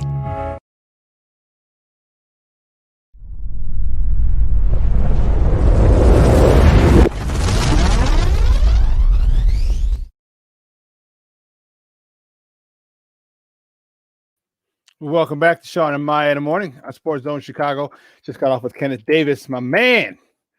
We're talking about Bears, Sox. Man, we're excited. Summertime's coming up. Spring training starts. Our spring training games start on Sunday. Man, you see who I'm rocking. You see who I'm rocking, right? So just FYI, we're excited. We're in a weird place of not having these types of expectations for our team ever in my lifetime. Ever have we had these high expectations for the team? And you know what? I'm excited about it. So one team that we don't have a lot of high expectations for, because we don't know, or maybe we do know who's going to be making a lot of those calls, is the Bears. Yes, Ivan, that is so apropos, buddy. Let me tell you, that is so apropos. Because we have it there, and you always got the one guy who always wants to screw it up, and that's Matt Nagy. we're going to bring out a guy because we're going to find out if that's a legitimate chance of Russell Wilson coming here. Man, he is the owner, the founder of the Tape Never Lies Network, and you got it. If you don't follow his stuff, shame on you. His stuff is off the chain with breakdowns of players. No narratives, just watch the tape. Okay, you make your just you can't even have to. It forms your opinion because you see what players do on the film. He breaks it down. He has a couple of different shows on the network. It's awesome. Bears Are Alive after the game.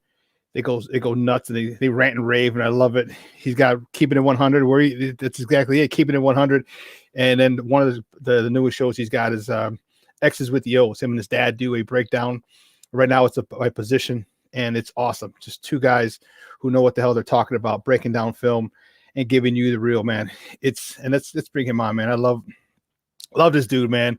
Good friend of the program. You can find him on Twitter at Fulfill, but find him on IG. He's an Instagram guy at Phil_Tosha. Let's bring him out, the draft doctor himself, our boy. It looks like it's a little sunny out there in Connecticut. Phil Toshin. Phil, what's up, buddy? How are you? Hey, Shawn, can you hear me? I can hear you, yep. Perfect, because I'm using some Bluetooth CIA type headsets. So when you get out of the car, you're gonna drop it in. You're gonna drop it in the garbage can as you go into work. Exactly. Can you see him in my ear? My daughter took my white, I call it my visit to Shawn and Maya headset. That's my portable mic thing. So I wanted to make sure this worked. No, we got you loud and clear, buddy. Good. Loud I'm glad. clear. It was the best of times. It was the worst of times. That's your Great Expectations. Yes. I honestly, I have great expectations. I've been saying it's very funny how fickle this world is in regards to football, the media, hot takes, blog boys, narratives, down the whole line. On our network, we do original music, and I hired a producer now. He's now the musical director with me, Cool Kennedy. I wonder if he's watching the show. And you got to take to it in every avenue, Shawn, to battle back on Nagy, Pace, McCaskey, Ted Phillips, and this organization. I have said for months the two quarterbacks that can transcend the Nagyism that is in Chicago, the BU culture, are Deshaun Watson and Russell Wilson. I've been on the record with that for months, and it excites me because that's my favorite quarterback in the NFL, in Russell Wilson. And if you have the opportunity to do that, which, let's just get this clear. I've worked for a couple agents in the NFL. I got friends that are agents now. Nothing like that gets leaked out by the agent himself unless there's real talk of wanting to get out of Seattle. That's just the reality, and vice versa. If there wasn't trouble there, which, oh, by the way, Seattle and my partner, Shane, the smartest man, reminded me, traded 2 round picks.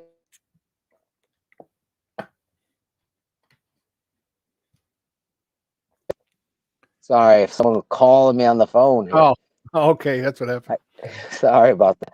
But he reminded me that there was 2 first-round picks traded for a strong safety. Seattle doesn't have a first-round pick this year or next year. Yes, there's going to be dead money, but the reality is when a team is desperate like the Chicago Bears are, and you have that kind of smoke, there's going to be fire. And the Bears are in a position, you see Louis Riddick, who's buddies with Matt Nagy, jumping out there. All these fingerprints in evidence in this murderous lack of a quarterback Chicago, they're going to do something big. That is the reality here. Can Russell Wilson? I say absolutely. How are you going to deny the agent putting that out there, the known issues with that, him being unhappy, the ultimate team guy being unhappy there? His wife is a major player in the music industry, and we know the city of Chicago music, his list showcases that. So I totally think there's definitely smoke there. Now it's up to the collaboration group to get this, situation and get involved in it, because this is the only way you're going to fix or win under Matt Nagy. I mean, it's not going to move the media with Marcus Mariota. I'm just sorry. It's just not going to do it. Or a lot of people are saying Fitzmagic coming here, but that's not going to save your job. A Russell Wilson, Deshaun Watson, who you missed on, and you and I have talked several times. Here's a GM. I don't know any other GM that would have missed on two generational quarterbacks in one draft, and 7 years later still has a job as they move on from the quarterback they all agreed on was the best quarterback for the Chicago Bears. It is the most asinine showcase of football negligence in the National Football League. So anybody telling me that Bears they don't have enough. Yeah, they do. Because in the NFL, you have plenty of years ahead of you. So you can always trade future capital to do something now. And that's when other teams are excited because they know you're desperate. So they're going to get more from you, whether that be young players, defensive players, what have you. You're going to have to get to the point where you're in this, you've made this bed. Now he's got to lie in it, Shawn. And I totally believe Russell Wilson. I hear a lot of these guys on ESPN now kind of saying, well, maybe it'll happen next year. The Bears don't have till next year. Mm-hmm. So if it's going to be with Chicago, which is he listed for, getting back to Russell Wilson camp, that isn't by a chance. You don't come up with a list if you're happy. Yeah. Think about that. I mean, it's a subtle way to put your football team franchise on notice, but at the same time to let them know these are the places I'd be willing to play. That's very direct. That's exactly what smoke is. And I would never, ever put anything past. Remember a couple weeks ago, everyone was saying there's no way they're going to trade Wentz. He's got too much money. Jared Goff's not getting traded. Khalil Mack ain't getting traded. No way. I hear that all the time. Once you see this stuff hit the headlines, like yesterday it did, I'm sitting with my sons in a steakhouse and you see Russell Wilson up on every TV and the Bears are listed as one of the 4 teams. That's real talk. And Seattle trading 2 first-round picks for a strong safety, I would never do that in the history. No, it's too much. See, Seattle when they traded for Jamal Adams, they were like, okay, he was their missing piece that they thought. And I love Jamal Adams. I wanted him coming out of college, but I knew we didn't have I didn't think we'd be able to get him. But back to Russell Wilson. Yeah. So what would you give? Would you give 3 first rounders? Would you give 2 first rounders, 2 seconds? I even put that picture up that we had, and this is just playing around. Russ to the Bears. So the Bears would get Russell and a 4th rounder in 2022, and they would get Foles, Jimmy Graham, Akeem Hicks, and then 21, 22, 23 first round picks. Would you do that for Russell Wilson? And mind you, he'll be 33 years old this year. Shawn, he's my favorite quarterback in the NFL. That's not hype. When I watched the tape of this guy, he transcends your scheme and your philosophy. He helps everybody. And again, stat boys, block boys are going to go on sack numbers, the amount of sacks, without recognizing what was going on in Seattle. And again, the Bears have their issues along the offensive line. But anytime they're talking about double or triple first round picks, there's a known commodity versus an unknown with those first round picks at any position.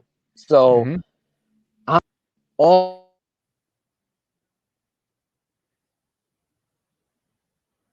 Phil, you're blowing up, man. You're blowing up like the World Trade. My wife's trying to call me. The reality is you would trade anything for an opportunity for a franchise quarterback like that. That's so obviously Akeem Hicks, 3 first round. Jimmy Graham you're going to replace Jimmy Graham. You already did with Cole Kmet. And Jimmy Graham was a huge red zone target until they stopped using him as a red zone target. Then he caught the last pass of the year. Again, Like, oh. who made that proposal? Who's coming up? That was just one writer. Yeah, of course. So me personally, I don't know if I'd give 3 number ones because he is 33. You got 4 years left. Are you expecting him to play at this level when he's 38, 39? I don't know. I believe in this guy's talent, Shawn. I really I'm not do. saying the talent, but you know what? He may, and here's why. Remember when he was throwing damn near 50 touchdown passes a season? They're going to Super Bowls. They had a running game, okay? And that's what the Bears have here. And that's what I said in the last segment is I think Chicago might be the best spot for him because they got the defense that's ready. I know there's turmoil with the head coach and the general manager, but if you come in and you win, that's settled. You can change plays. You can call, and when you have a guy who's this established in the league, first of all, Nagy can't really complain and bitch and moan about, don't change my plays if Nagy starts calling plays. Because I'll tell you what, if I was guaranteed that Bill Lazor was going to call the plays, dude, I would send everything I have to. I would give Seattle the lease to the Sears Tower, and I'm still calling the Sears Tower, okay? Because Bill Lazor knows how to maximize players. And when you have a player who's as talented as Russell Wilson, and you can maximize his talent by running the ball. Because now what are you going to do? What are you going to do, Phil? Are you going to keep a safety back and let David Montgomery chop you up 4 or 5 yards a pop? You want the slow, painful death like blackjack, or are you going to bring the safety up and to stop David Montgomery? And now he hits guys behind you in the slot in the window, and now Allen Robinson with the yak because you're going to tag him, and Darnell Mooney over the top, and I don't know about Riley Ridley. I'd like to see him play. But now you got receivers in the back. Now you got Tariq Cohen leaking out of the backfield. What are you going to do as a defensive coordinator? This guy can do it all because he can step up, and now he's in that nose zone, that Aaron Rodgers area where he gets out of the pocket. Now, is he going to run or is he going to pass? And how many times have we seen defenders like, oh, is he going to run? They stop for that second because they don't know, and then he dumps it right over, and now there's a long gain. This guy, I like this guy a lot. Him and Deshaun Watson are so similar. He's just more experienced. That's all it is. And I'll tell you what, if I were the Bears, you got to go all in, man. You got to go all in. I don't mind giving up Akeem Hicks. I don't mind giving up a defensive starter. Not a young one. I'm not giving up Roquan. I don't know if I want Roquan Smith because God bless it. Because this guy can make. Roquan's going to be on X's with the O's this Saturday.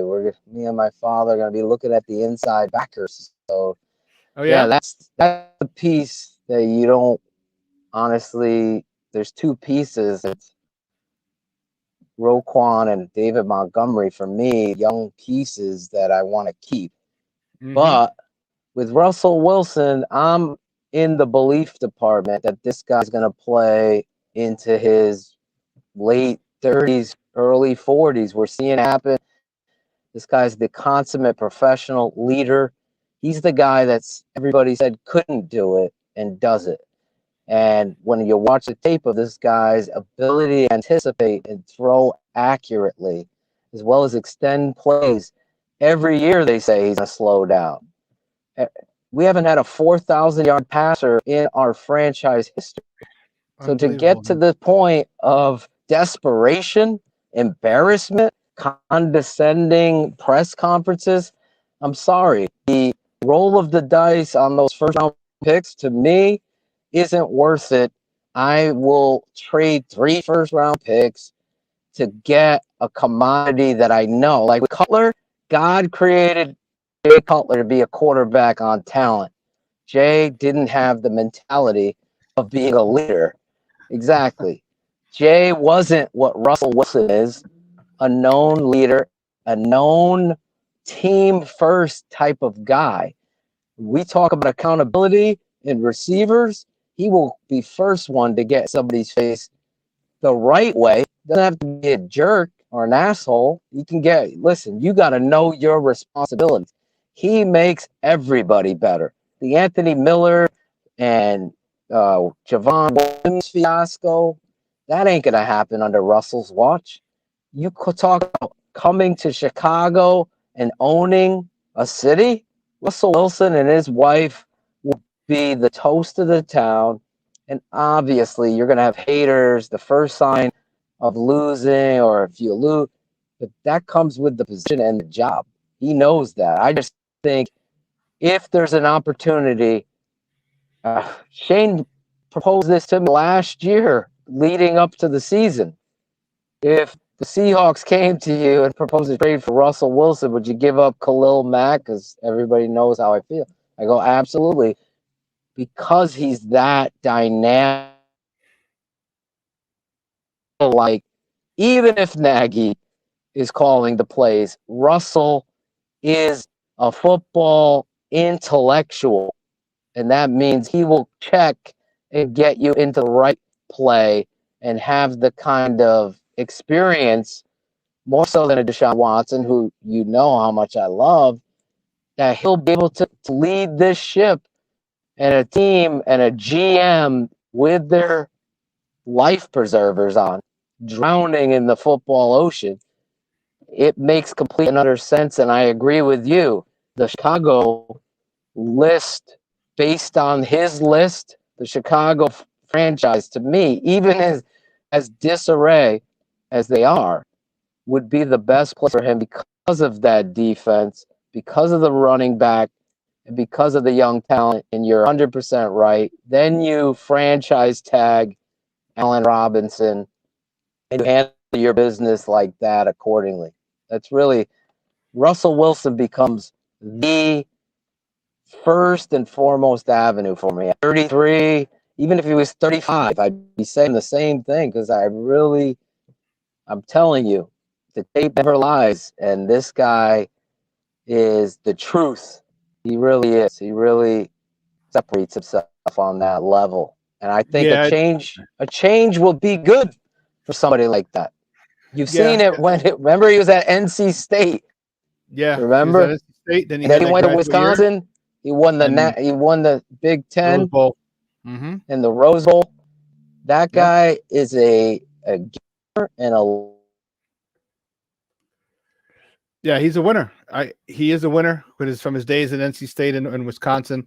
And the one thing I like about him as well is off the field. You haven't heard an off the field issue. The guy's like in a community, the guy is just damn near perfect. And I think that goes a long way with here in Chicago. He's close here because he did play in Wisconsin. And he's got a mentality. His mentality is one that Chicagoans would love. The way he extends plays, the way he runs for first down, he'll give his body up. I mentioned it earlier. We're a gritty town.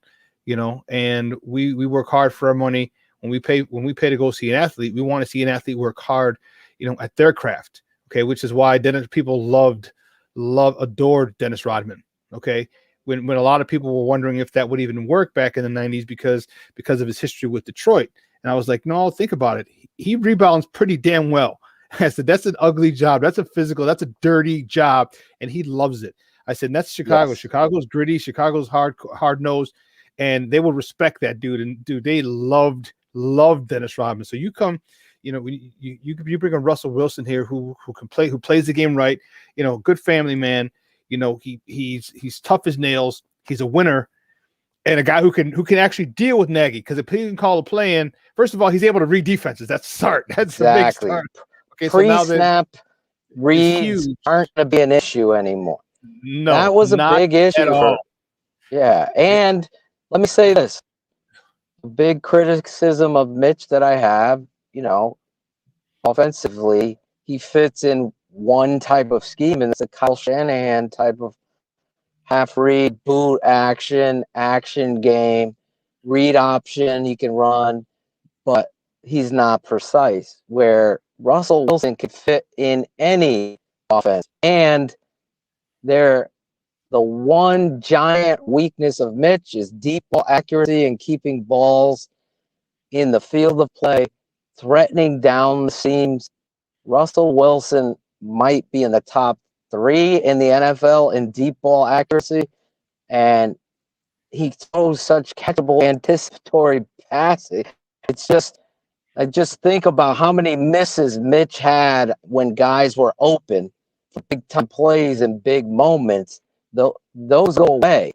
That's a special football player at quarterback, and that's why you give. And one last point on this, Shawn, is one that you and I have made. And again, fans don't want to hear this, but Ryan Pace's history in the first round has not been good.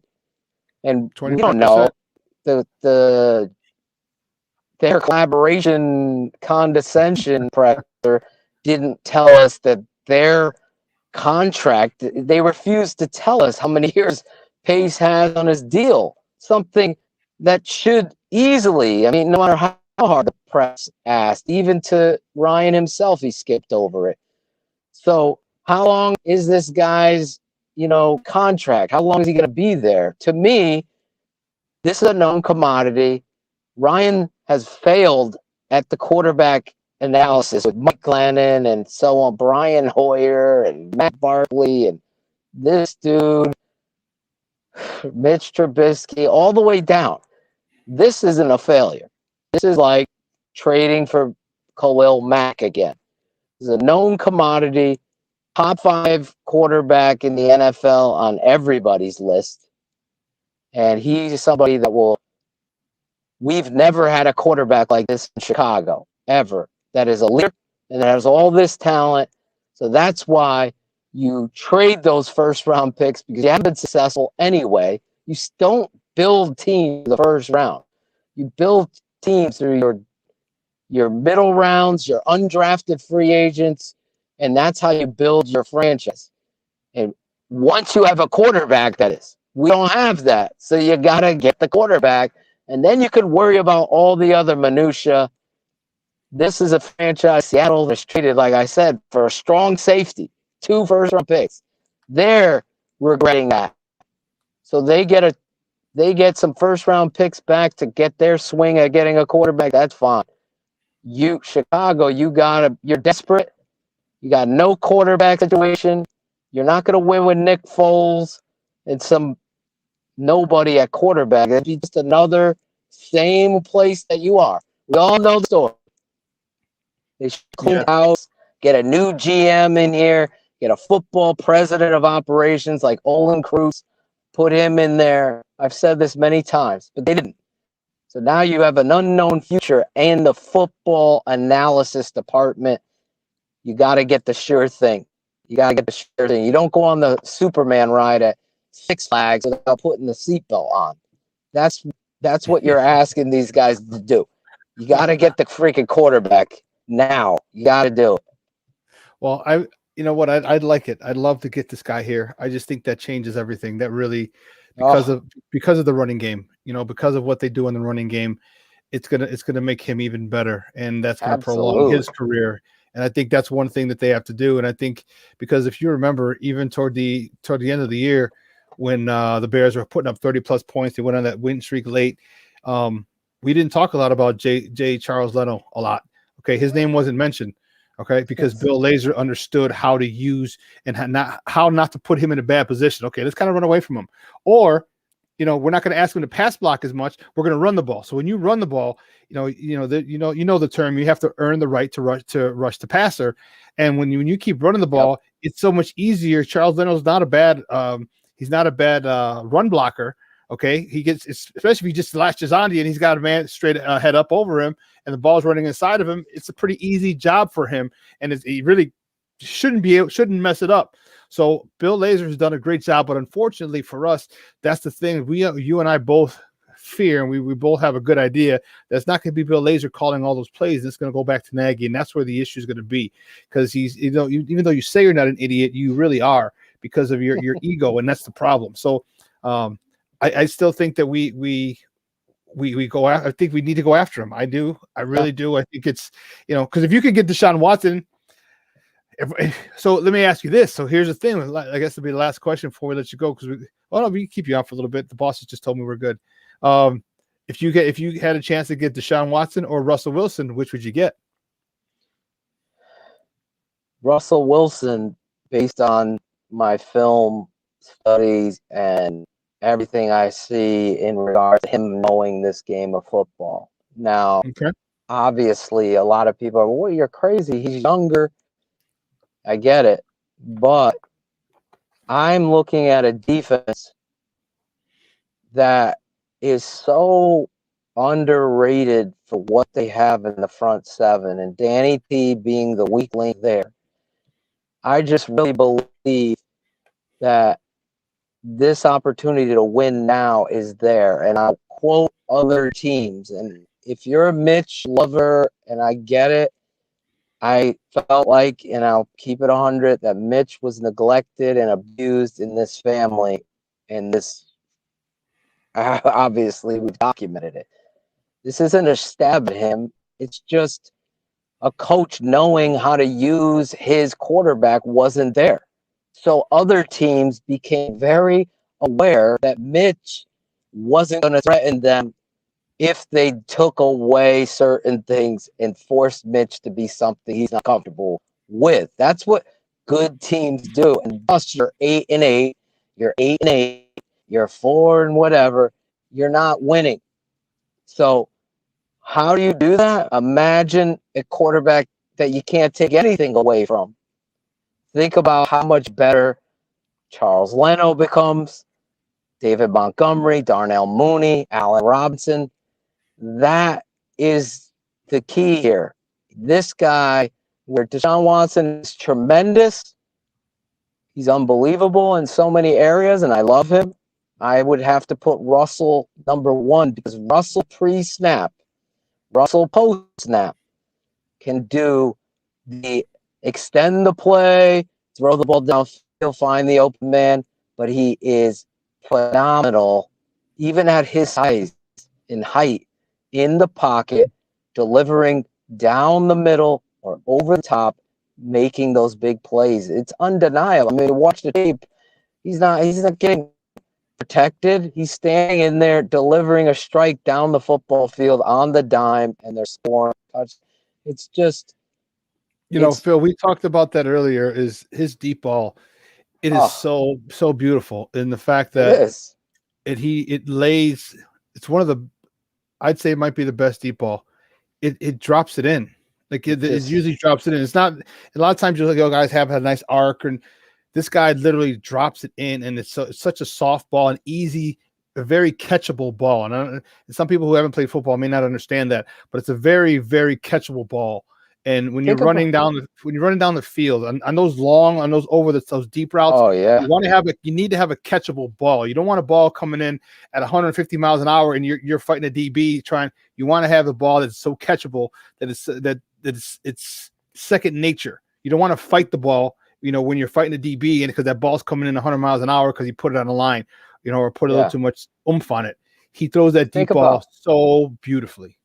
Think about how many criticizers there were, and people forget of Mitch missing those deep balls that would have changed the course of games. I'm not saying he missed all of them, but there's more misses than there were hits, and that's the truth. And you can't contradict yourself whether you're PFF, a blog boy, or somebody working in the Chicago media department at the Tribune. You can't contradict yourself that every rep, every play in this great sport matters, and then overlook the amount of plays that were missed in opportunities where your defense is completely playing their asses off, and all they need to do is have some sort of scoring happen. Well, Russell Wilson is the perfect penicillin to that. If this trade goes down, I'm going to break down Russell Wilson like nobody else out there. And I will start with Kyle Fuller covering Lockett like a dime. There's no way you could throw a pass to get it in. It's so tight. And somehow Russell delivers the football in the most perfect spot. And this is what Chicago knows only in the course of that play. But little do you know, when you actually watch the tape, Russell's doing this, like Shawn said, over and over. Just passes that shouldn't be. They're just perfectly thrown. So he just makes your defense, your whole team better by his presence. We haven't had that kind of, like I said, I'm repeating myself with the excitement of it. He's my favorite quarterback in the entire NFL. And on your favorite team, there's a little bias in me. I'm saying he's totally worth value to get him here because he's going to make every part of your team better. We haven't had that guy that comes in at halftime, Shawn, and you are like, well, we got Russell. We still got a chance. We've never had that quarterback that, well, we got Kyle Orton. We got it. No, we don't. We got Rex. No chance. We're done 21. No, the Packers beat us again. Russell Wilson, there's a chance that you're going to, that's the kind of different. That's what an elite quarterback is. And anybody saying anything different about Russell Wilson doesn't know the game of football. He is an elite quarterback. And the only reason why he's my favorite is not because he's short like me. It's because of what he does every down, every rep. And I think pre-snap, he's one of the most intelligent quarterbacks out there. And that's where he trumps Deshaun Watson right now. That experience, that understanding of what defense is trying to do. Yeah, I like him. If you're thinking long term, fine, but this defense isn't young enough to be a long term defense. This defense is a win right now defense, and a win right now, I think is conducive to going after Russell Wilson, because he'll put him. He's one of those guys where he's the high tide because it raises all boats, and and you went 8-8. You went 8-8 with Nick and Trubisky. Think about that. What is Russell Wilson? I get it. Deshaun Watson, young. He should be a Bear. Ryan Pace should be screwed it up, effed it up. I forgot I could swear on this show. It's okay. The reality is he screwed it up. Yeah, now it's going to be embarrassing that you're going to trade away 3 first-round picks, 4 young Roquan Smith and a Jalen Johnson to get Deshaun Watson, who you could have drafted. You should be thrown out of the whole league. Think about how freaking neglectful and disorganized. That alone, the fact that he's got to go make up that mistake is the reason that he should have been fired. That is proof exactly. Why he should have been fired. Come on. And so he's got naked pictures of somebody, dude. I don't know who he's got pictures of, but he's got pictures of somebody for him to keep that, for him to be able to keep that job. Because he has received the opportunity to make up for every single first round blunder that he's had. Exactly. And no GM in the history of the football that I can think of has been able to do that. 3 first-round busts. There's only one GM, Shawn, that's able to keep their job with this kind of mistakes, and he happens to be the owner of the Cincinnati Bengals. So he ain't going to fire himself.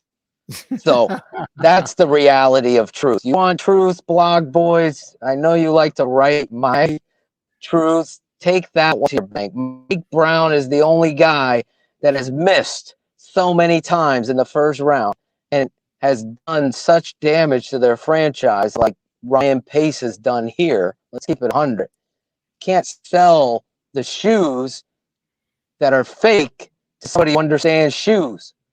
The shoes right now, the shoe salesman, Nagy and Pace, it's just a disgrace, to be perfectly honest. So they have to go big or go home, because you can't sell Garner Minshew. That ain't going to cut it. You're just going to be the same place you've always been. You have to get this quarterback position fixed. It's the most important position in all sports, and it's the one thing Chicago Bears have lacked for 100 years. Sid Luckman. He's the last one. Jay Cutler, God gave him every talent and trait. If God was a sculptor, that Jay would be the sculptor of a quarterback without the brain. That's the problem. Quarterback, it's a thinking mask. Stop it, yeah, Ivan. You gotta find that guy that, and Russell has that. Obviously, Deshaun too. You gotta go down all those avenues. But you put me on the spot. I'm giving you my truthful answer. It's Russell Wilson, numero uno, then Deshaun Watson. Then I'm looking at Sam Darnold being that in that number 3 spot, and how I would chart this course quarterback, because it's gonna be March. Free agency right around the corner. Obviously, we'll be talking about it here, but that's how I, as the GM, would be completely on the phone with Seattle. What's it going to take to get this done? Hey, Phil, we got to let you go, buddy. I appreciate your time, man. Do me a favor, though. Let everyone know where they can find you and your work online. You can check us out at The Tape Never Lies on YouTube. Just type in The Tape Never Lies. The network will be right there. And also, you could become a patron, www.thetapeneverlies. That's going to give you .com. That's going to give you all access to our draft shows. We got every Sunday, we got Draft Mob. As Shawn said, X's with the O's, me and my father, as well as some guests. Shawn might be coming on, maybe a little teaser to break down some running backs. So we break down the tape live, interaction with you. It's a coach's clinic, showing you Chicago Bears, free agents, and everything like that. And you can find me on Instagram, Phil_Toshin, right there on the bottom here. You can find me there, DM me, let me know what you think. But yeah, anywhere The Tape Never Lies. Follow it on Twitter, at The Tape Never Lies on Twitter as well. So we appreciate all the support that's been happening. A lot of big things and exciting things coming up here at The Tape Never Lies, and draft breakdowns as well as free agency. Football never ends for us there. Hey, great stuff, buddy. We'll talk soon. Thanks a lot, man. Everyone's blowing up my phone. I know. Now you're blowing up like the World Trade, man. Everybody wants to talk to the draft doctor. Sorry. Bring home some milk, damn it. Bring home some milk. You got all right, Ivan. We'll talk. All right, man. Later. Guys, that was Phil Toshin. And we're going to bring out my next guy. We're just going to go right into it. He is the host of What's Up, Cuz. He's one half of the tag team of What's Up, Cuz, as he hosts the show here on SportsZone Chicago with his cousin Lance Irvin, our guy Jason Palmer. You can find him on Twitter at Jaycoyden, JayCoyden. Jason Palmer. Jay, what up, Jay? What's going on, Papa? Hey, what's up, man? Happy Friday to you. Happy Friday. Beautiful weather. I know you going to get the caddy washed. You know it, babe. Ooh, Charlie. 2 miles an hour, so everybody sees you. There's an air of love and of happiness, and this is a French Pinch's new definition of some madness. I'm telling you, boy, 50 degrees tomorrow, 50 degrees on Sunday. Man, they're gonna have, they're gonna in Chicago, they're gonna have the tents out. They're gonna be people be eating brunch outside with a nice little sweater. You know what I mean? That's what I'm talking about. It's oh yeah, it's gonna be nice, yeah. nice. Oh yeah. So you sat backstage and you heard this, man. Your thoughts, man? Russell Wilson, he's there, he's available. I shouldn't say he's available. He said Chicago is one of those spots he would like to come if he got traded. Though he did preface it by saying he would like to stay in Seattle, but why are you saying I would, if, here's where I want to go if there's been some issues with Russell Wilson in Seattle recently, where he talked about the protection. He didn't like getting hit. And hey, you're a quarterback. I ain't mad at you, dude. You're 200 pounds, 210 pounds. You got 250 pound, 260 pound linebackers, 300 pound defensive linemen hitting you in the back and the side, and the ribs, and your face, and your chest. Like, come on, plan. Let me give me some time. And he's not happy with it. They're not happy that he spoke out about it. Right. Well, here's my thing, Shawn. I think that I don't think this is the first time. This stuff has been going on since the game's beginnings. I just think the difference now is that the generation of players, they take their beefs public now. They don't keep stuff behind closed doors. They're starting to, and one aspect, they are realizing their power, and they're taking their power, whether it's on the collegiate level, on the high school level, with all the transfers and going to different states to play, or on the pro level. So this generation is taking their power, and they use public as leverage. They use the public as leverage.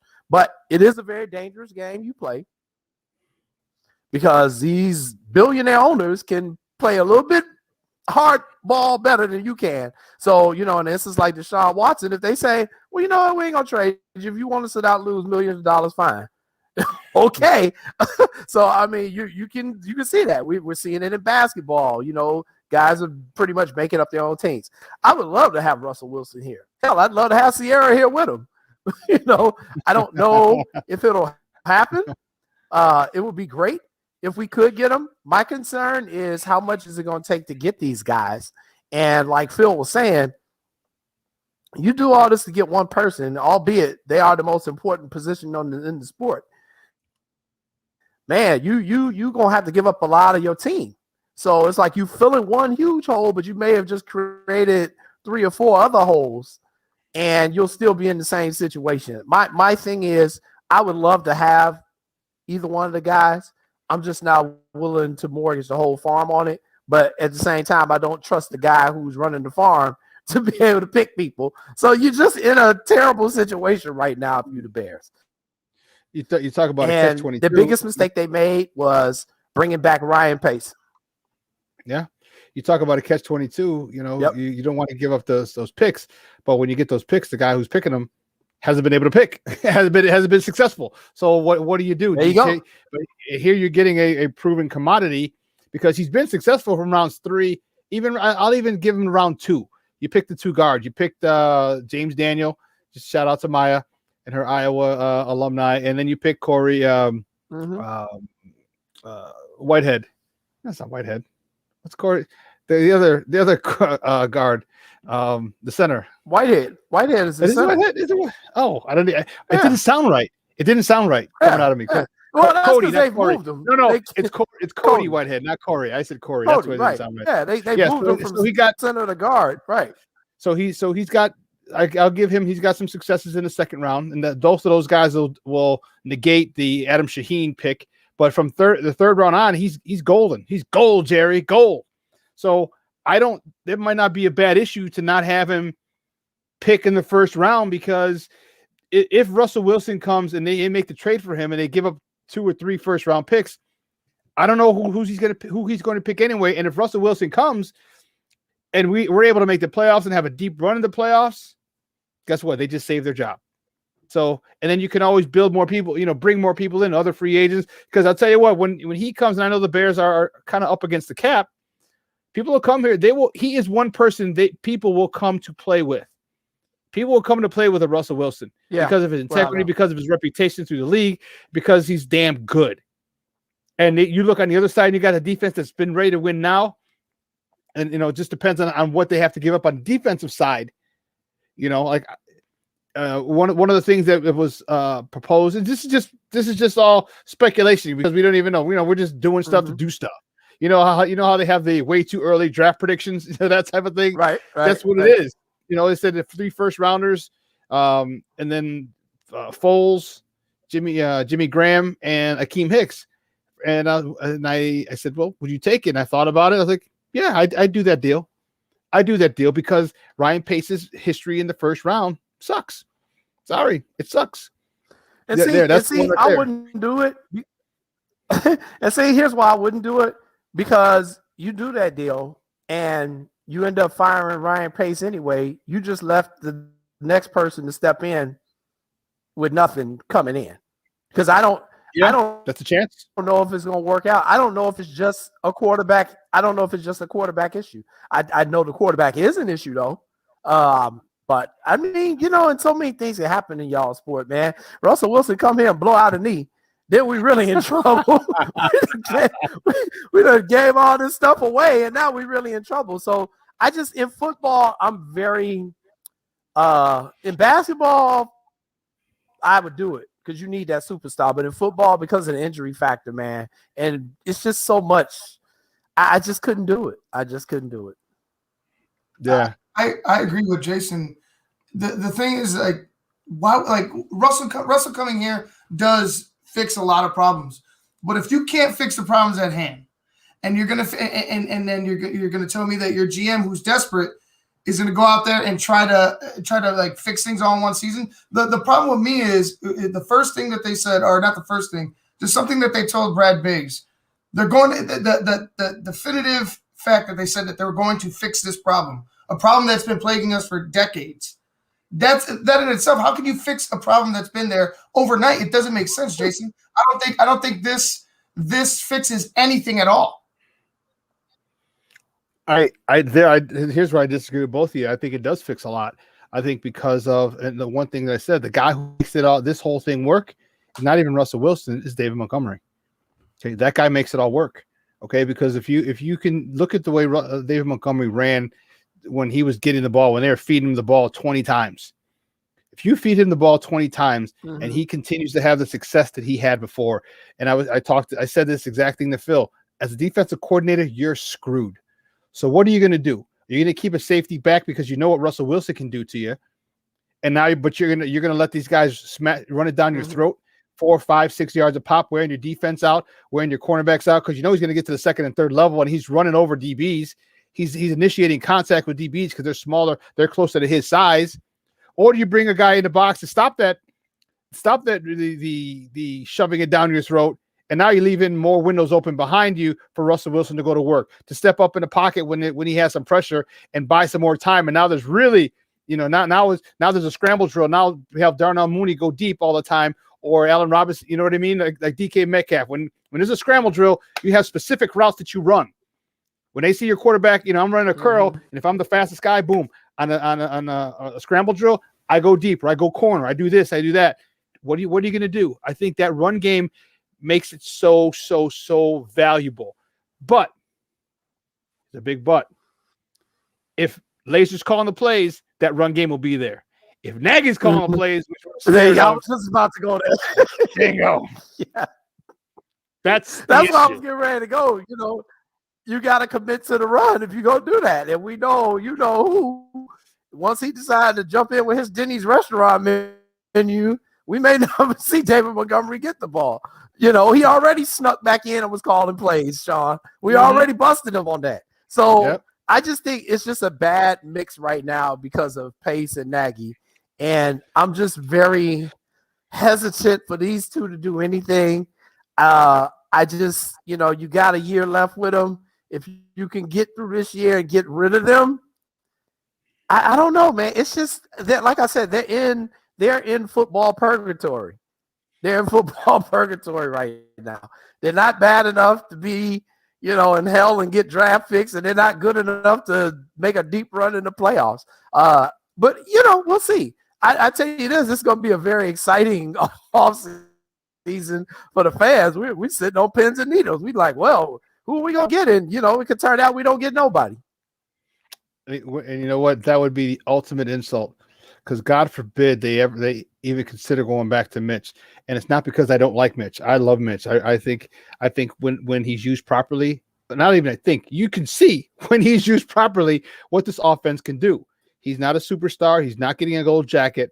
Okay, but it doesn't mean he's not a good quarterback. And when you maximize his potential and use his skill set to the best of his ability, then he's a very good quarterback. But the used car salesman's not going to do that. He already doesn't want him back. Mitch doesn't want to come back. And I'm telling you, that shows you when Mitch says, I don't want to come back, and then of course, this is through his people. It's telling you that he doesn't want to be here with Nagy, because how would you not want to come back when you're putting up 30 points a game 5 weeks in a row? You win 3 in a row, okay, to get back into the playoffs, even though you're back then. Why would you not want to stay with that coordinator who's gotten you playing consistently very well, the best football of your career? You wouldn't. You'd want to come back with him. So when he's saying, I don't want to come back, with the rumors that he said, I don't want to come back, that means that's further proof that Matt Nagy was calling the plays and Mitch just doesn't want it. And he knows if this is Matt Nagy's last stand, like Custer, he's going to go out throwing that ball 800 times and not use Mitch the way he should be used, and it's going to be a cluster mess. It's like, I'm out. And I hear you. I hear you. It's true. I hear you. It's going to be interesting, man. We'll see what happens. That's all I can say. We'll see what happens. I really have a strong fear, though, Shawn, that they're going to do nothing. For some reason, I just got the feeling the Bears are going to sit on their damn hands, and all this talk we doing is going to mean nothing. Man, Jason, you're in my head, man. Like, you get out of my head, man. Yeah, if we get nothing, it would just be so Bears of them, Ivan. Yes.